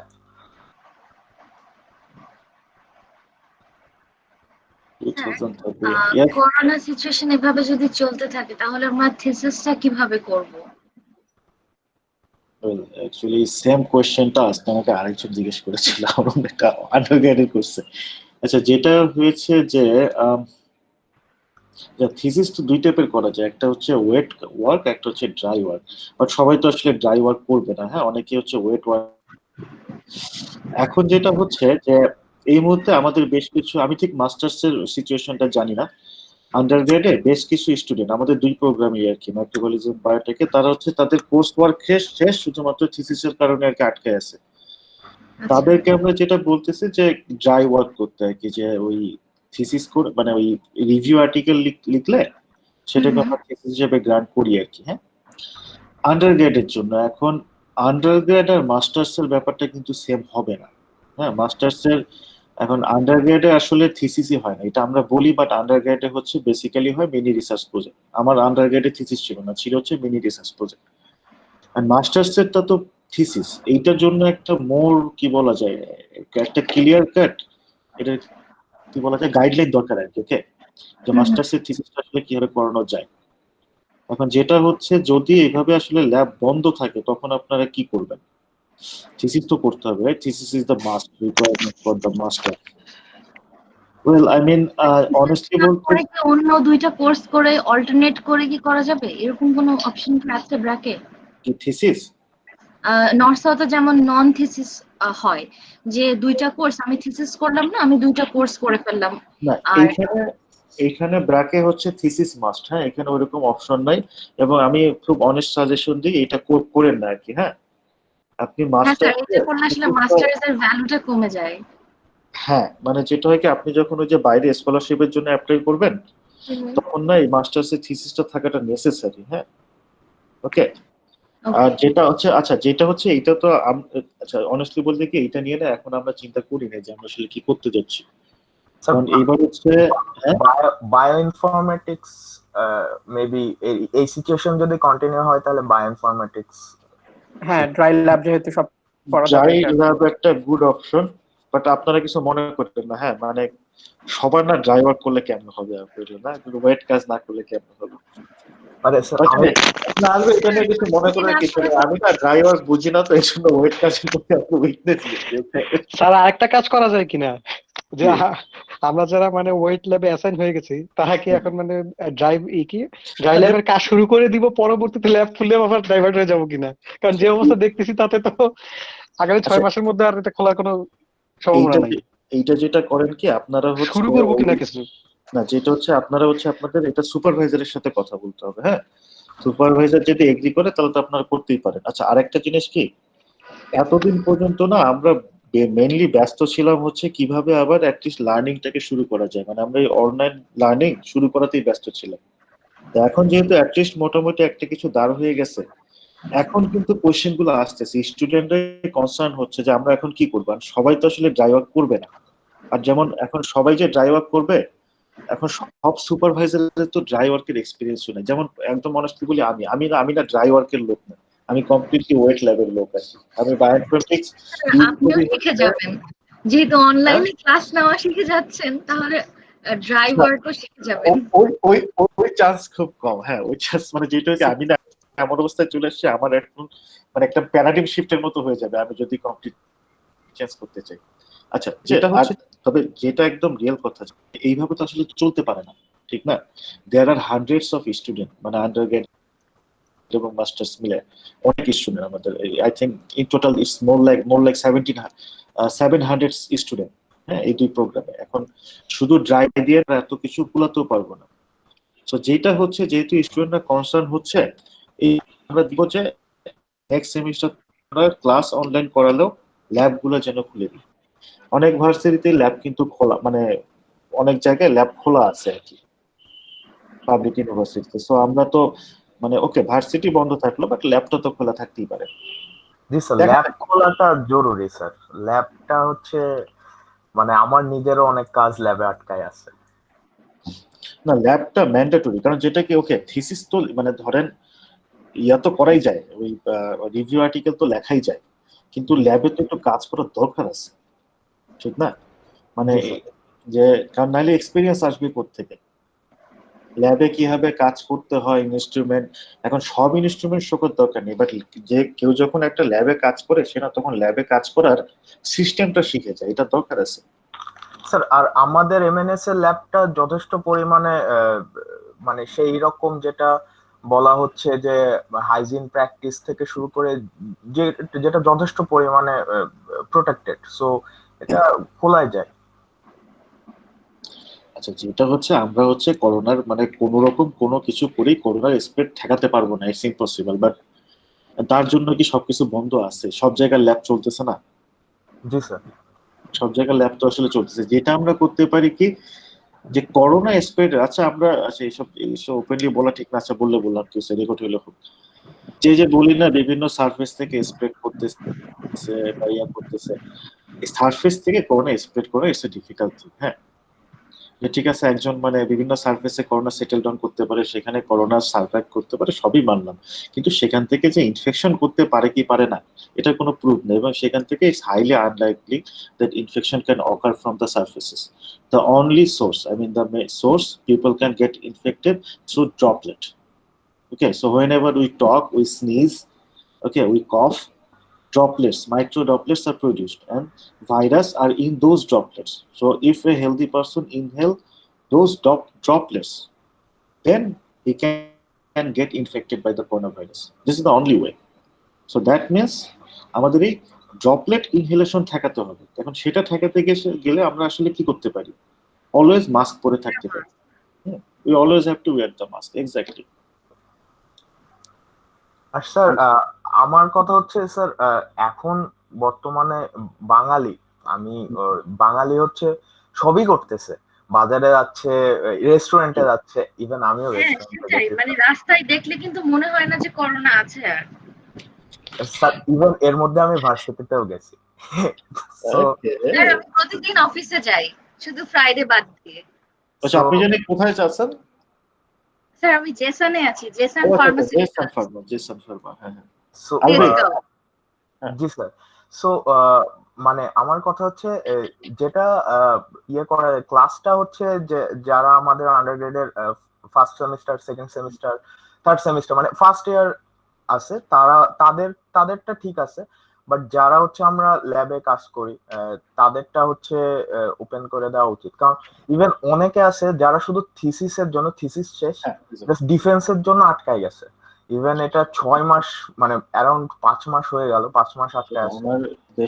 আমার নিজের বেশ কিছু স্টুডেন্ট আটকে আছে, হ্যাঁ, এবং এদের অনেকেরই ছিল কি যে এদের কাজ হচ্ছে অলমোস্ট শেষ আর কি, আর 1 মাস কাজ করতে পারলে, 1-1.5 মাস বা 2 মাস কাজ করতে পারলেই কাজটা একটা সুন্দর শেপে চলে আসতো। বেচারারা কিন্তু অর্ধেক কাজ করে আটকে গেছে, এবং লাস্টে এখন বাধ্য হয়ে আমি ওদেরকে সাজেস্ট করেছি যে ঠিক আছে, যে পর্যন্ত তোমাদের হয়েছে সেই পর্যন্তই দিয়ে দাও, কারণ ডিগ্রিটা তো নিতে হবে, ডিগ্রি না নিলে তারা তো জব মার্কেটে যেতে পারতেছে না। জি স্যার। তো কিছু করার নেই না, যেটা হবে কি এরকম প্রস্তাব না, এটা আমার মাথাতেও আসে, এবং আমরা অনেকজনই চিন্তা করতেছি যে আমরা হয়তো এরকম একটা প্রস্তাব দিতে পারি যে ওকে, ক্লাস চালু করা সম্ভব না, কারণ যদি ক্লাস চালু হওয়ার পরে কোনো স্টুডেন্ট যদি ইনফেক্টেড হয়ে যায়, হ্যাঁ, এটা এটা একটু ইয়া হয়ে যাবে, হ্যাঁ, এটা করা যাবে না আসলে। বাট যেটা করতে পারি, ল্যাব তো আমরা খুলতেই পারি। ফর এক্সাম্পল, এখন ল্যাব যদি খুলে, এখন আমাকে ধরো ফর এক্সাম্পল আমি ল্যাবে যেতে চাই, এখন আমাকে যদি বলা হলো ওকে দিতে হবে যে আপনি যদি ইনফেক্টেড হয়ে যান এর জন্য ভার্সিটি দায়ী না, এটা লজিক্যাল আমার মধ্যে, ভার্সিটি এটা যেতেই পারে। ওকে, আমি ল্যাবে কাজ করতে চাই, আমি কনসেন্ট পেপার সাইন করে যাবো, ঠিক না? তো এটা করা যেতে পারে আর কি, প্রস্তাব করা যেতে পারে। ল্যাবে অলরেডি হচ্ছে আমরা যেটা হ্যান্ড স্যানিটাইজার বা অ্যালকোহল মানে সবকিছু অ্যাভেলেবেল আছে, বাট ক্লাসে তো প্রতিটা ক্লাসে এটা সম্ভব না। সো আর ল্যাবটা যেহেতু হচ্ছে আমাদের হচ্ছে কমপ্লিটলি সেপারেটেড আর বাইরের কেউ ঢোকারও চান্স নাই, কারণ এটা ফিঙ্গারপ্রিন্ট বেস। তো এখানে একটা সিকিউরিটি ইস্যু থাকতেছে যে বাইরের কেউ আসবে এরকমও না, যারা কাজ করতেছে তারাই, আর খুব কম পরিমাণেই আই হোপ কাজ করে, কারণ অত বেশি ক্লাসে যেমন একবারে দেখা যাচ্ছে 20 জন 25 জন ওইভাবে কাজ তো করে না। যেটা হবে কি, এই সেমিস্টারে না ল্যাব ওপেন হবে না, এটা শিওর থাকবে, এই সেমিস্টারে হচ্ছে না। সো নেক্সট সেমিস্টারে চেষ্টা করবো, হ্যাঁ, খোলার চেষ্টা করবো আর কি, দেখা যাক। মানে আমি কোনো মানে যেটা হচ্ছে যে এটা প্রমিস করা সম্ভব না, but I will try to raise this issue. Okay, I will talk it with the higher authority, definitely I am going to do that, because আমার নিজের কাজ তো আটকে আছে। মানে স্যার আমার নিজেরও হচ্ছে অ্যাকচুয়ালি কাহিনী হয়েছে খুবই প্যাথেটিক একটা কাহিনী, সেটা হচ্ছে আমার 17 মার্চ একটা কাজ শেষ হওয়ার কথা ছিল, আমি 17 মার্চে ল্যাবে যাইতাম, 16 মার্চ ভার্সিটি বন্ধ হয়ে যায়।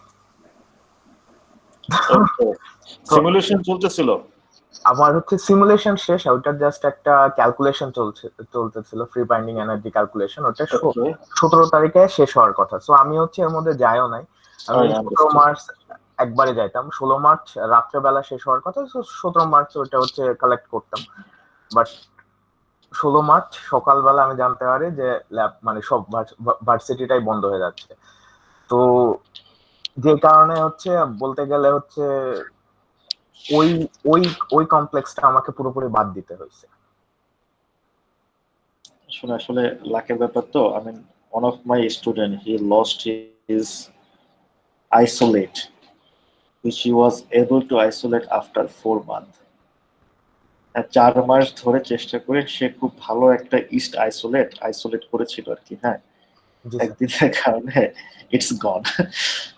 আচ্ছা, ঠিক আছে, মানে এখন কি করবা বলো, আসলে কপাল। স্যার এটা খুবই ইয়ে ছিল, মানে ইভেন হচ্ছে স্যার আমি ওই সময়ে যখন হচ্ছে করোনা বাংলাদেশে ওইভাবে ব্রেকডাউন হয় নাই, মানে অন্যান্য জায়গায় চলতেছে, তখন হচ্ছে ফ্যাভিপিরাভির নিয়েও কাজ হচ্ছে, মানে বলা হচ্ছে একটা হাইপোথেটিক্যাল ইয়ে বলা হচ্ছিল।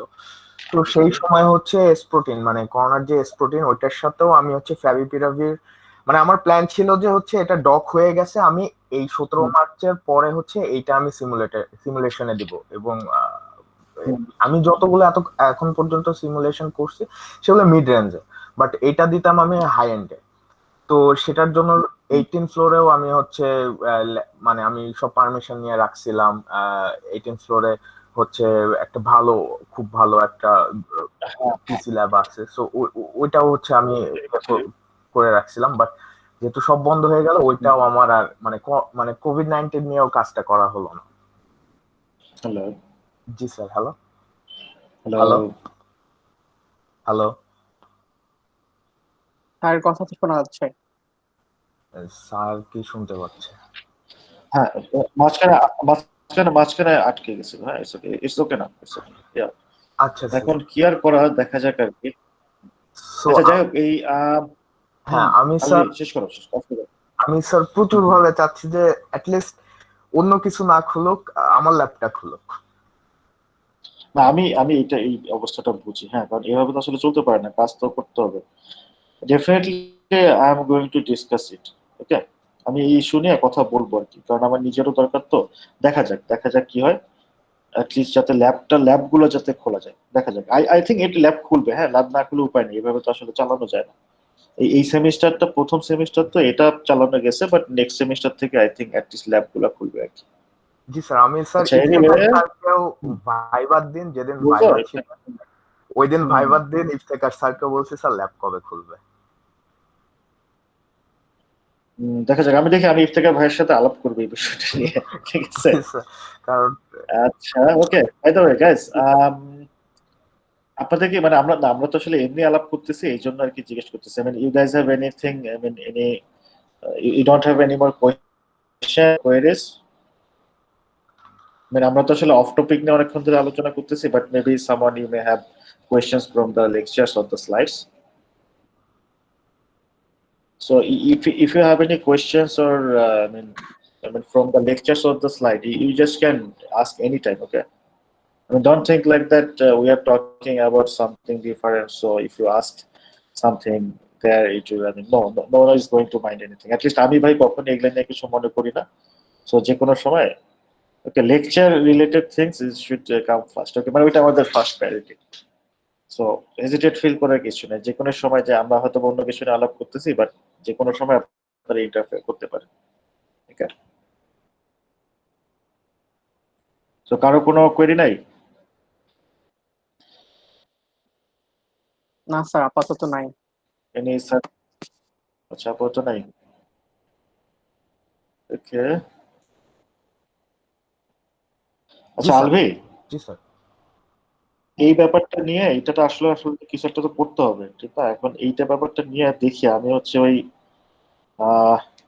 সিনিয়র যারা আছে, হ্যাঁ, রানা ভাই, সরি ভাই, ইফতেখার ভাইয়ের সাথেও কথা বলবো, মাহবুব স্যারের সাথেও কথা বলবো, শোয়েব ভাইয়ের সাথেও কথা বলবো। মানে স্যার বাংলাদেশে কিন্তু এখন সবকিছুই নর্মাল। এখন হচ্ছে এটা মানে অ্যাটলিস্ট না, এখানে একটা ব্যাপার কি, মানে এটা একটা এডুকেশন ইনস্টিটিউশন তো। জি স্যার। এখন যদি আমরা না করুক, কোন স্টুডেন্ট যদি এসে ইনফেক্টেড হয়ে যায়, এই ব্লেমটা না আলটিমেটলি ভার্সিটির উপর পড়ার কিন্তু একটা সম্ভাবনা আছে, মানে ভার্সিটি অথরিটির উপর। মানে ওইটা হচ্ছে যারা অ্যাকচুয়ালি মানে খুবই ল্যাবে কাজ করার জন্য প্রচুর ভাবে আগ্রহী, তাদের কাছ থেকে ওই কনসেন্টটা নিয়ে নিতে হবে যে যদি কিছু হয় তার বিষয়, তার জন্য ভার্সিটি দায়ী থাকবে না, মানে এইভাবে আসলে উপায় নাই, ঠিক না? আর আসলে এটা নিয়ে মানে যে কাজ করতে চায় সে এটা নিয়ে বদার ফিল করবে না। যদি আমাকে বলা হয় যে ওকে ঠিক আছে, আপনি ল্যাবে কাজ করতে চান, ভালো কথা, আপনার এই কনসেন্ট দিতে হবে, আমি কনসেন্ট দিয়ে দিব। অ্যাকচুয়ালি কনসেপ্ট নিলে একটা লাভও আছে স্যার, সেটা হচ্ছে সবাই কিন্তু ল্যাবে কাজ করতে চায় না। হ্যাঁ, কারণ মানে এখানে ঘটনা হয় কি, বিশেষ করে আন্ডারগ্রেডের ক্ষেত্রে একটা জিনিস হয়, বেশিরভাগই হচ্ছে মেডিকেলে পড়তে চায়, পরবর্তীতে মেডিকেলে চান্স পায় না, দেন এইসব আসে, পরে যখন থিসিসে যায় দেখেই হচ্ছে মানে আওলায় যায় পুরা বলে যে পাগল হয়ে গেছি, এই হয়ে গেছি, অনেক কষ্ট, অনেক প্যারা, এইসব বলে পুরা পাগল হয়ে যায়। সো তারা কিন্তু হচ্ছে ইনভলভ হতে চাবে না, তারা কজ দেখাবে। যারা অ্যাকচুয়ালি চায় তারা কিন্তু তাদের কোনো সমস্যা হবে না। সো আলটিমেটলি মানুষও কমে যাবে। সো সেই হিসাবে হচ্ছে এটা একটা আরেকটা পজিটিভ দিক, কারণ সবাই আসলে তো হচ্ছে একটা পসিবিলিটি, একটা রিস্ক ফ্যাক্টর বেড়ে যাবে। মানে আমাদের যে পরিমাণ স্টুডেন্ট আসলে ল্যাব একটু ওভারক্রাউডেড হয়ে যায়, বাট এটা দেখা যাক। হ্যাঁ, আমি এটা আলাপ করবো, কারণ এটা খোলা দরকার। কাজ আটকায় আছে, মানে অনেকেরই কাজ আটকায় আছে আর কি। সো এইভাবে তো চলতে পারে না। তো আচ্ছা, আপনারা যারা থিসিস নিয়ে একটু কনসার্ন, হ্যাঁ ওই যে তাহলে মানে কনসার্ন হয় স্বাভাবিক না, আপনার থিসিস তো করতে হবে, থিসিস না হলে তো মাস্টার্সের ডিগ্রি কেমন পাবেন। যেটা হচ্ছে যে one option you can think about dry work. Dry work আবার কয়েক টাইপের হতে পারে। এমন হতে পারে যে like what Alvi do, okay, ওরা যে ধরনের সিমুলেশনের কাজ করে এইটা বায়োইনফরমেটিক্স বেসড কাজ হতে পারে, রিভিউ হতে পারে।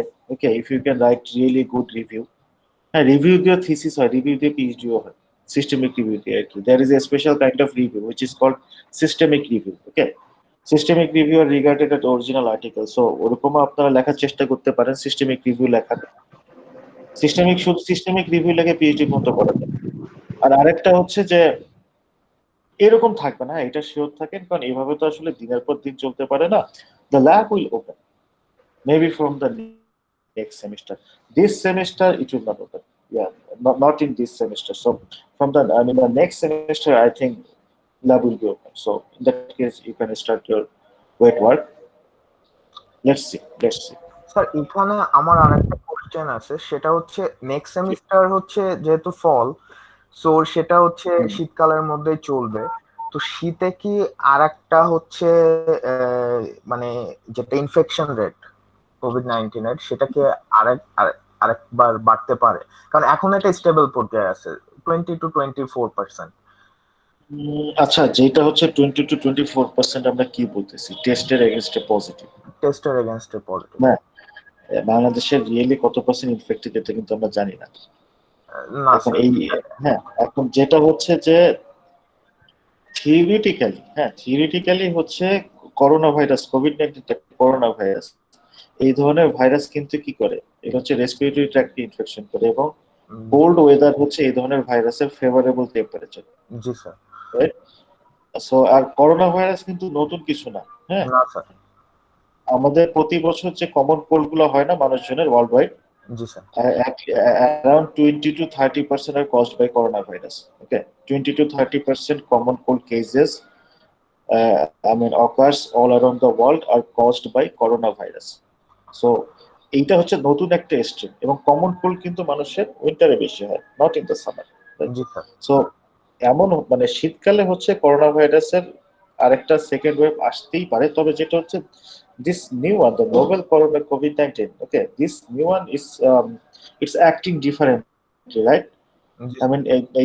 এই যে এরকম harsh summer, okay, the temperature is so high, humidity is so high. Usually this kind of conditions is not favorable for the usual coronaviruses. But COVID-19, okay, it's quite happy even in this condition, right? So then at least COVID-19 is not in discomfort in this high temperature and high humidity. So let's see. মানে আগে থেকে I think এটা predict করে it will be very difficult. So until there is a vaccine is not going to be in the market so soon. I pray and hope that I am wrong. That it's more likely that we are not getting a vaccine that soon. But at least if we cannot get any medicine, until we get a vaccine or a proper treatment, we have to be careful. Okay, we have to be careful. মানে sir corona virus নিয়ে first study করা হয় 1960 তে, 1960 সালে। অনেক virus. তো এইটা হচ্ছে নতুন স্ট্রেন, বাট অ্যাকচুয়ালি এখন হয়েছে কি, এখন মানুষের আতঙ্কটা বেশি। সো রোগের থেকে আতঙ্ক বেশি হলে এটা একটু কঠিন হয়ে যাচ্ছে। আতঙ্ক এখানে আসলে না, আরেকটা জিনিস মাথা রাখতে হবে যে আচ্ছা, এই যে মানে অসুস্থ হয়ে গেলে লোকজন তো মারা যাচ্ছে, ঠিক না? জি স্যার, মারা তো মানে যেটা হচ্ছে কি, মানে স্ট্যাটিস্টিক্যাল পয়েন্ট অফ ভিউ থেকে মানুষ আর্গু করে হচ্ছে যে এটা মর্টালিটি রেট তো 1%, ওকে, জি sir, 1% mortality rate is very low, right? Nipah virus has a mortality rate around 90% or something. SARS-CoV-1 or MERS, they had, I mean, their mortality rate was like around 25 or 26%. I think, between something 20 to 30%, much higher than the COVID-19. Okay, COVID-19 may have 1%, but COVID-19 is much more infectious than the SARS-CoV-1 and MERS, G sir, right? Obviously. COVID-19 কিন্তু অনেক বেশি infectious, এটা spread হয় অনেক বেশি দ্রুত।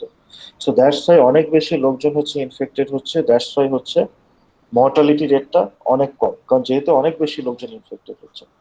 এখন কত হচ্ছে, 1% মর্টালিটি রেট, কম তো না ভাই, প্রতি 100 জনে যদি একজন মারা যায়, ইটস নট, এটা ওই নিজেকে কি বলা যায়, 1% is still high.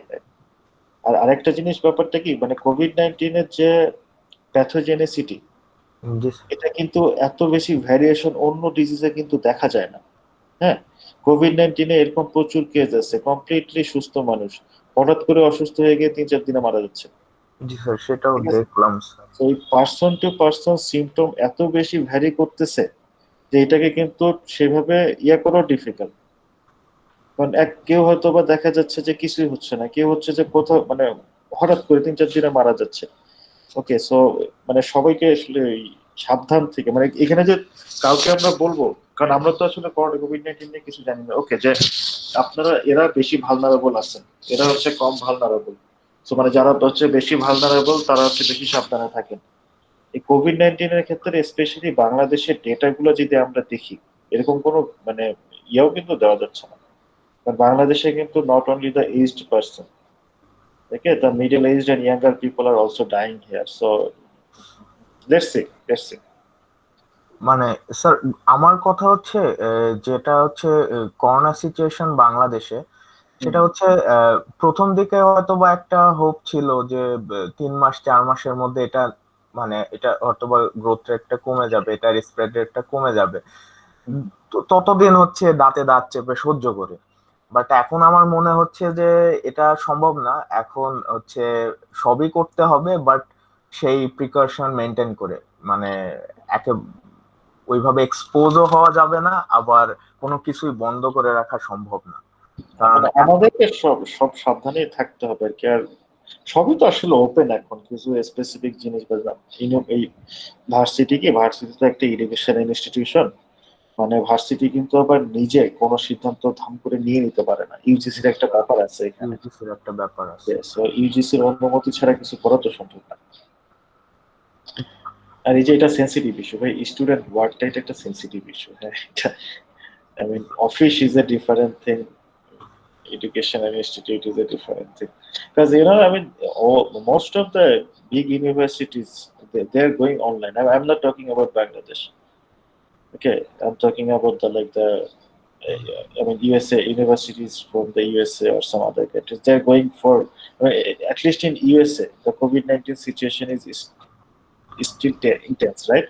So that's why I think most of the US universities they will go for online. However, I think their lab will be open. They will not close their lab. Because বিদেশের varsity আর বাংলাদেশের ভার্সিটির মধ্যে একটা বিশাল difference আছে। হ্যাঁ, বিদেশের varsity কিন্তু varsity হচ্ছে রিসার্চ ইনস্টিটিউশন, আমাদের মতো না। জি স্যার। ওকে, সো তারা ল্যাব খোলা রাখবে, এটা শিওর থাকে।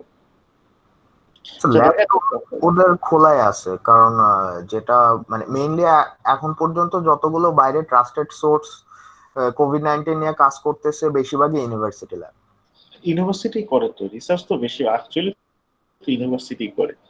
বাংলাদেশের ক্ষেত্রে বাংলাদেশে ইউনিভার্সিটির সিভিটা একটু আলাদা, ওটা নিয়ে এখানে কথাবার্তা না বলেই ভালো। হ্যাঁ, পরে আবার চাকরি বাকরি থাকবে না।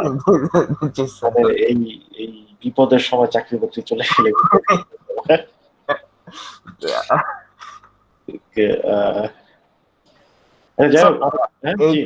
এই কোর্সে হচ্ছে অ্যারাউন্ড হচ্ছে কয়টা উইক ক্লাস হবে? 12টা। আচ্ছা, 12টার বেশি তো আসলে সম্ভব না। তা যেটা হয়েছে কি, প্রথম দিকে হচ্ছে থিওরি বেশি। হ্যাঁ, থিওরি গুলো আসলে না শেষ করে ফেলা উচিত, কারণ থিওরি তো হচ্ছে মোটামুটি জেনারেল থিং। শেষের দিকে কিছু চ্যাপ্টার আমাদের হচ্ছে কিছু লেকচার আমাদের স্কিপ করার অপশন আছে।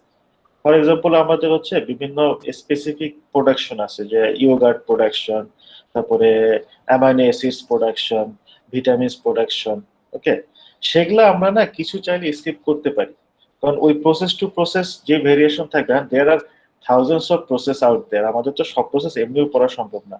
আমাদের যেটা ইম্পর্টেন্ট যে অ্যাটলিস্ট কয়েকটা প্রসেসের সম্পর্কে আইডিয়া থাকা। ফর এক্সাম্পল ভিটামিনস যে প্রসেসে তৈরি হয়, হ্যাঁ, জি স্যার। For example different secondary metabolites, হ্যাঁ, এখন ডিফারেন্ট সেকেন্ডারি মেটাবোলাইটস এর বেসিক তো সেমই হবে। জি স্যার।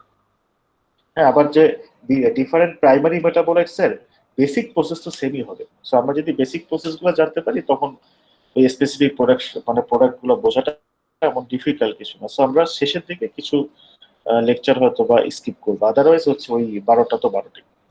মানে স্যার আমি জানতে চাচ্ছিলাম যে ফার্স্ট কুইজটা আর মিড ডেটটা। ও সরি, এই ভালো কথা মনে করছেন, আমি তো এই জিনিস বলেই ভুলে গেছি। আচ্ছা ঠিক আছে, কুইজের কথা বলে আজকে ক্লাস আমরা শেষ করব। নেক্সট উইকে আমরা একটা কুইজ দেই স্যার। এই লেকচার 1 এর উপর,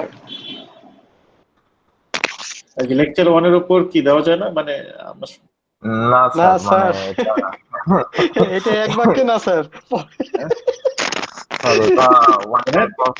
অনেক বড় স্যার, একটু পড়তে হবে sir. Okay, I want to ask Kenneth, are you there? আচ্ছা, অসুবিধা নাই, ঠিক আছে। Yes, sir, I'm there. Okay, so how about okay, we need to give the quiz number 1. Okay, so how about next week? Okay, this is to everyone. So we can give the quiz next week. I mean the next class, July 21. Right? Okay, July 21, quiz number 1. How about the syllabus? The whole lecture 1 is okay?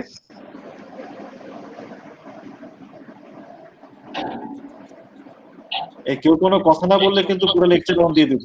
হ্যাঁ, না sir, না sir, না sir, মানে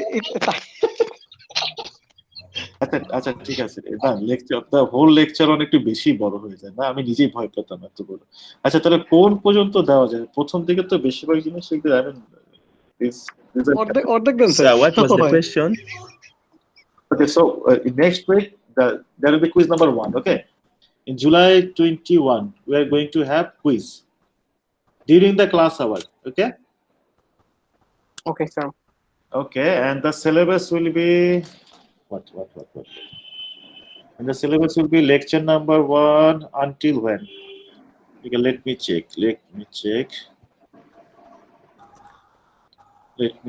until when. Lectures need to be considered batch. Okay, for first lecture like maybe okay, প্রথম quiz তো আমরা একটু ছোটই দেই, হ্যাঁ। Okay, until slide number 59. Okay, before the design of fermenter. Is that okay? Yeah. Okay. Okay. So Kenneth, I mean, you got it? You got the information? So syllabus for lecture number 1 will be, okay, lecture 1 till slide number 59. Okay.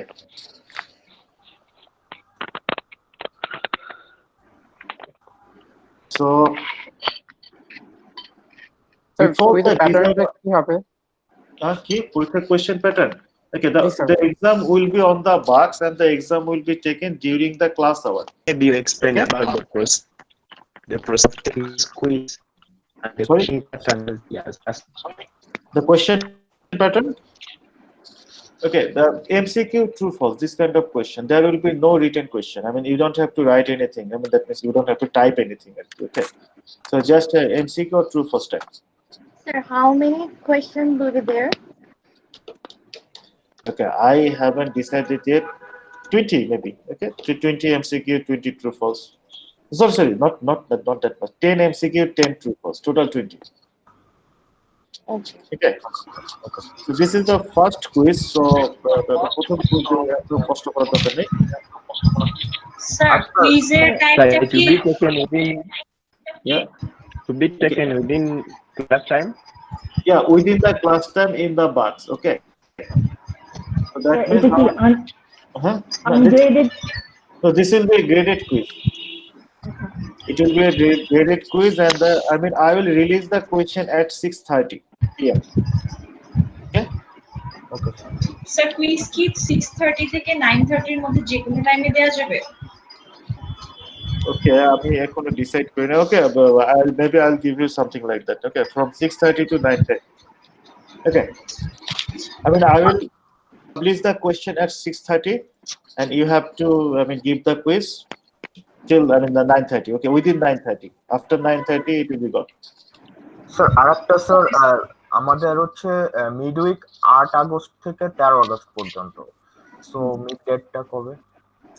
Mid, আচ্ছা mid হচ্ছে আমাদের মাস্টার্সের তো অসুবিধা না, আমরা সবার সুবিধা মতো একটা ডেটে মিড দিব।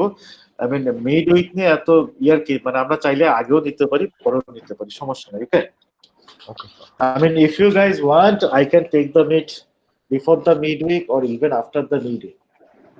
Okay. Okay. It's not actually mandatory that we have to take the meet within the midweek. Okay, there is no such rule. So,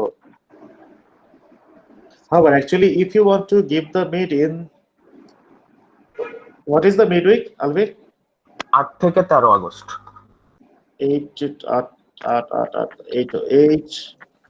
Okay, 8 to 13. Okay, if you want to give the meet within the midweek, then it will be on August 11.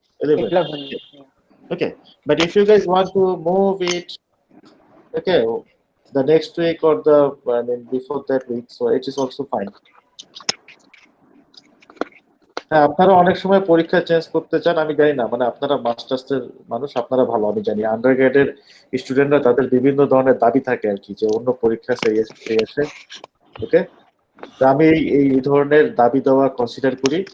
তো আপনারা যদি মনে হয় যে না, যে আপনারা এক্সামটা আগের অথবা পরের উইকে দিলে আপনাদের জন্য প্রিপারেশন নেওয়া ইজি হবে, তাহলে আমি সেটা করবো। হ্যাঁ, কোনো সমস্যা নেই। ওকে স্যার, ঠিক আছে। সো এটা নিয়ে আমরা না হয় পরের ক্লাসে আলাপ করতে পারবো। স্যার আগে থেকে এক্সাম ডেটটা জানা থাকলে একটু ইজি হয়, কারণ প্রতিদিন পড়া হয় না। এই যে এই বয়সে এসে আর যেরকম লেকচার কন্টেন্ট, এটা পরীক্ষার আগ দিয়ে শেষ করা সম্ভব না। এটা অবশ্যই সম্ভব না। তাহলে আলবে একটা কাজ করো তো ভাই, নেক্সট ক্লাসে আমাকে একটু মনে করে দিও। হ্যাঁ জি স্যার, অবশ্যই। নেক্সট ক্লাসে আমি একটু মনে করে দিও, তাহলে আমরা নেক্সট ক্লাসে হচ্ছে ইয়া নিয়ে আলাপ করবো। ঠিক আছে? আচ্ছা, ওকে। আর কারো কোনো কোয়েশ্চেন আছে? Anyone have any more question, complain, queries, comments? Sir quiz দিয়ে তারপরে কি আমরা এই যে এই কনসালটেশন আওয়ারে আসবো, নাকি স্যার কনসালটেশন আওয়ার থাকাকালীন তারপরে আবার কুইজ দিতে যাব? সেটা একটা ভালো কথা বলছেন। হ্যাঁ, কি করতে হবে বুঝি নাই স্যার। কুইজটা তো বাক্সে দিতে হবে, তাহলে স্যার আমরা কি বাক্সে কুইজ দিয়ে তারপরে এখানে আসবো, নাকি স্যার এইটা কনসালটেশন আওয়ারে থেকে তারপরে আবার কুইজ দিতে যাব? আচ্ছা, আপনারা কুইজ দিয়ে তারপর আসতে পারেন, কোনো সমস্যা নেই। ঠিক আছে, ঠিক আছে। আমি অনলাইনে থাকবো, তো আপনারা কুইজটা দিয়ে তারপর আসেন আর কি, সমস্যা নেই।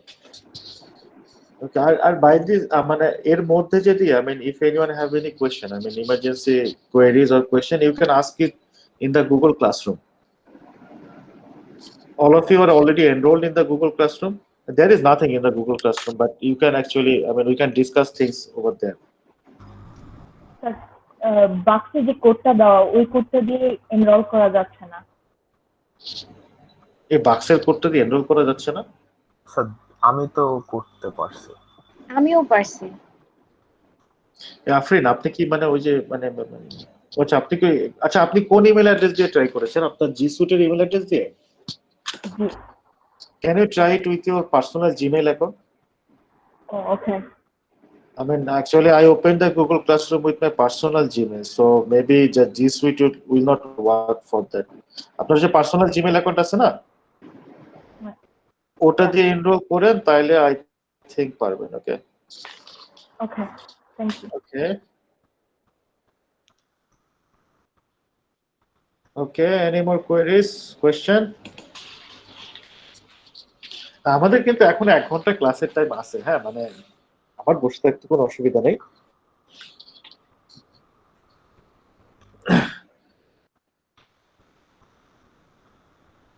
So will we close the class? Sir close মানে আমার কোনো কোশ্চেন নেই। Okay. স্যার আমারও কোনো কোয়েশ্চেন ক্লোজ নাই। করতে পারি। ওকে, আচ্ছা, বাই দ্য ওয়ে, এই মানে আমার ক্লাসে কিন্তু যখন ইচ্ছা আসা যায়, যখন ইচ্ছা বের হয়ে যাওয়া যায়। হ্যাঁ, তো হচ্ছে ধরেন ভুল করে চলে আসলে যে মানে বের হয়ে যেতে ইচ্ছা হচ্ছে, বের হয়ে যাবো কিনা এটা নিয়ে মানে ইয়া করারও দরকার নেই, আমার অনুমতিও নিতে হবে না। You just can leave the class any time. Okay, so as in this session we just discuss. Okay, so that's why I mean, say if you have some question, okay, you joined the class, you asked your question, you get your answer, and then if you want, you just can leave. You don't have to take my permission. Okay, never bother about that thing. Just if you want to leave, just leave it. Okay, এটা নিয়ে আমি কখনোই কিছুই মনে করি না, এটা নিয়ে মনে করাটা একটা মানে কেন মনে করবো না, it's well. Okay, Sir, yeah, sir, please, other than the slide, do we have to follow any other book or anything? no, not necessary. Okay. Okay, questions will be from the slide. Okay, okay, so আচ্ছা, সবাই ভালো থাকেন তাহলে। ওকে জি sir, আসসালামু আলাইকুম sir. আসসালামু আলাইকুম। আসসালামু আলাইকুম। Walaikum assalam. Okay, see you in the next class. I mean, in the quiz. Okay. Till then, be safe. Okay, sir. Thank you. Bye bye. Bye.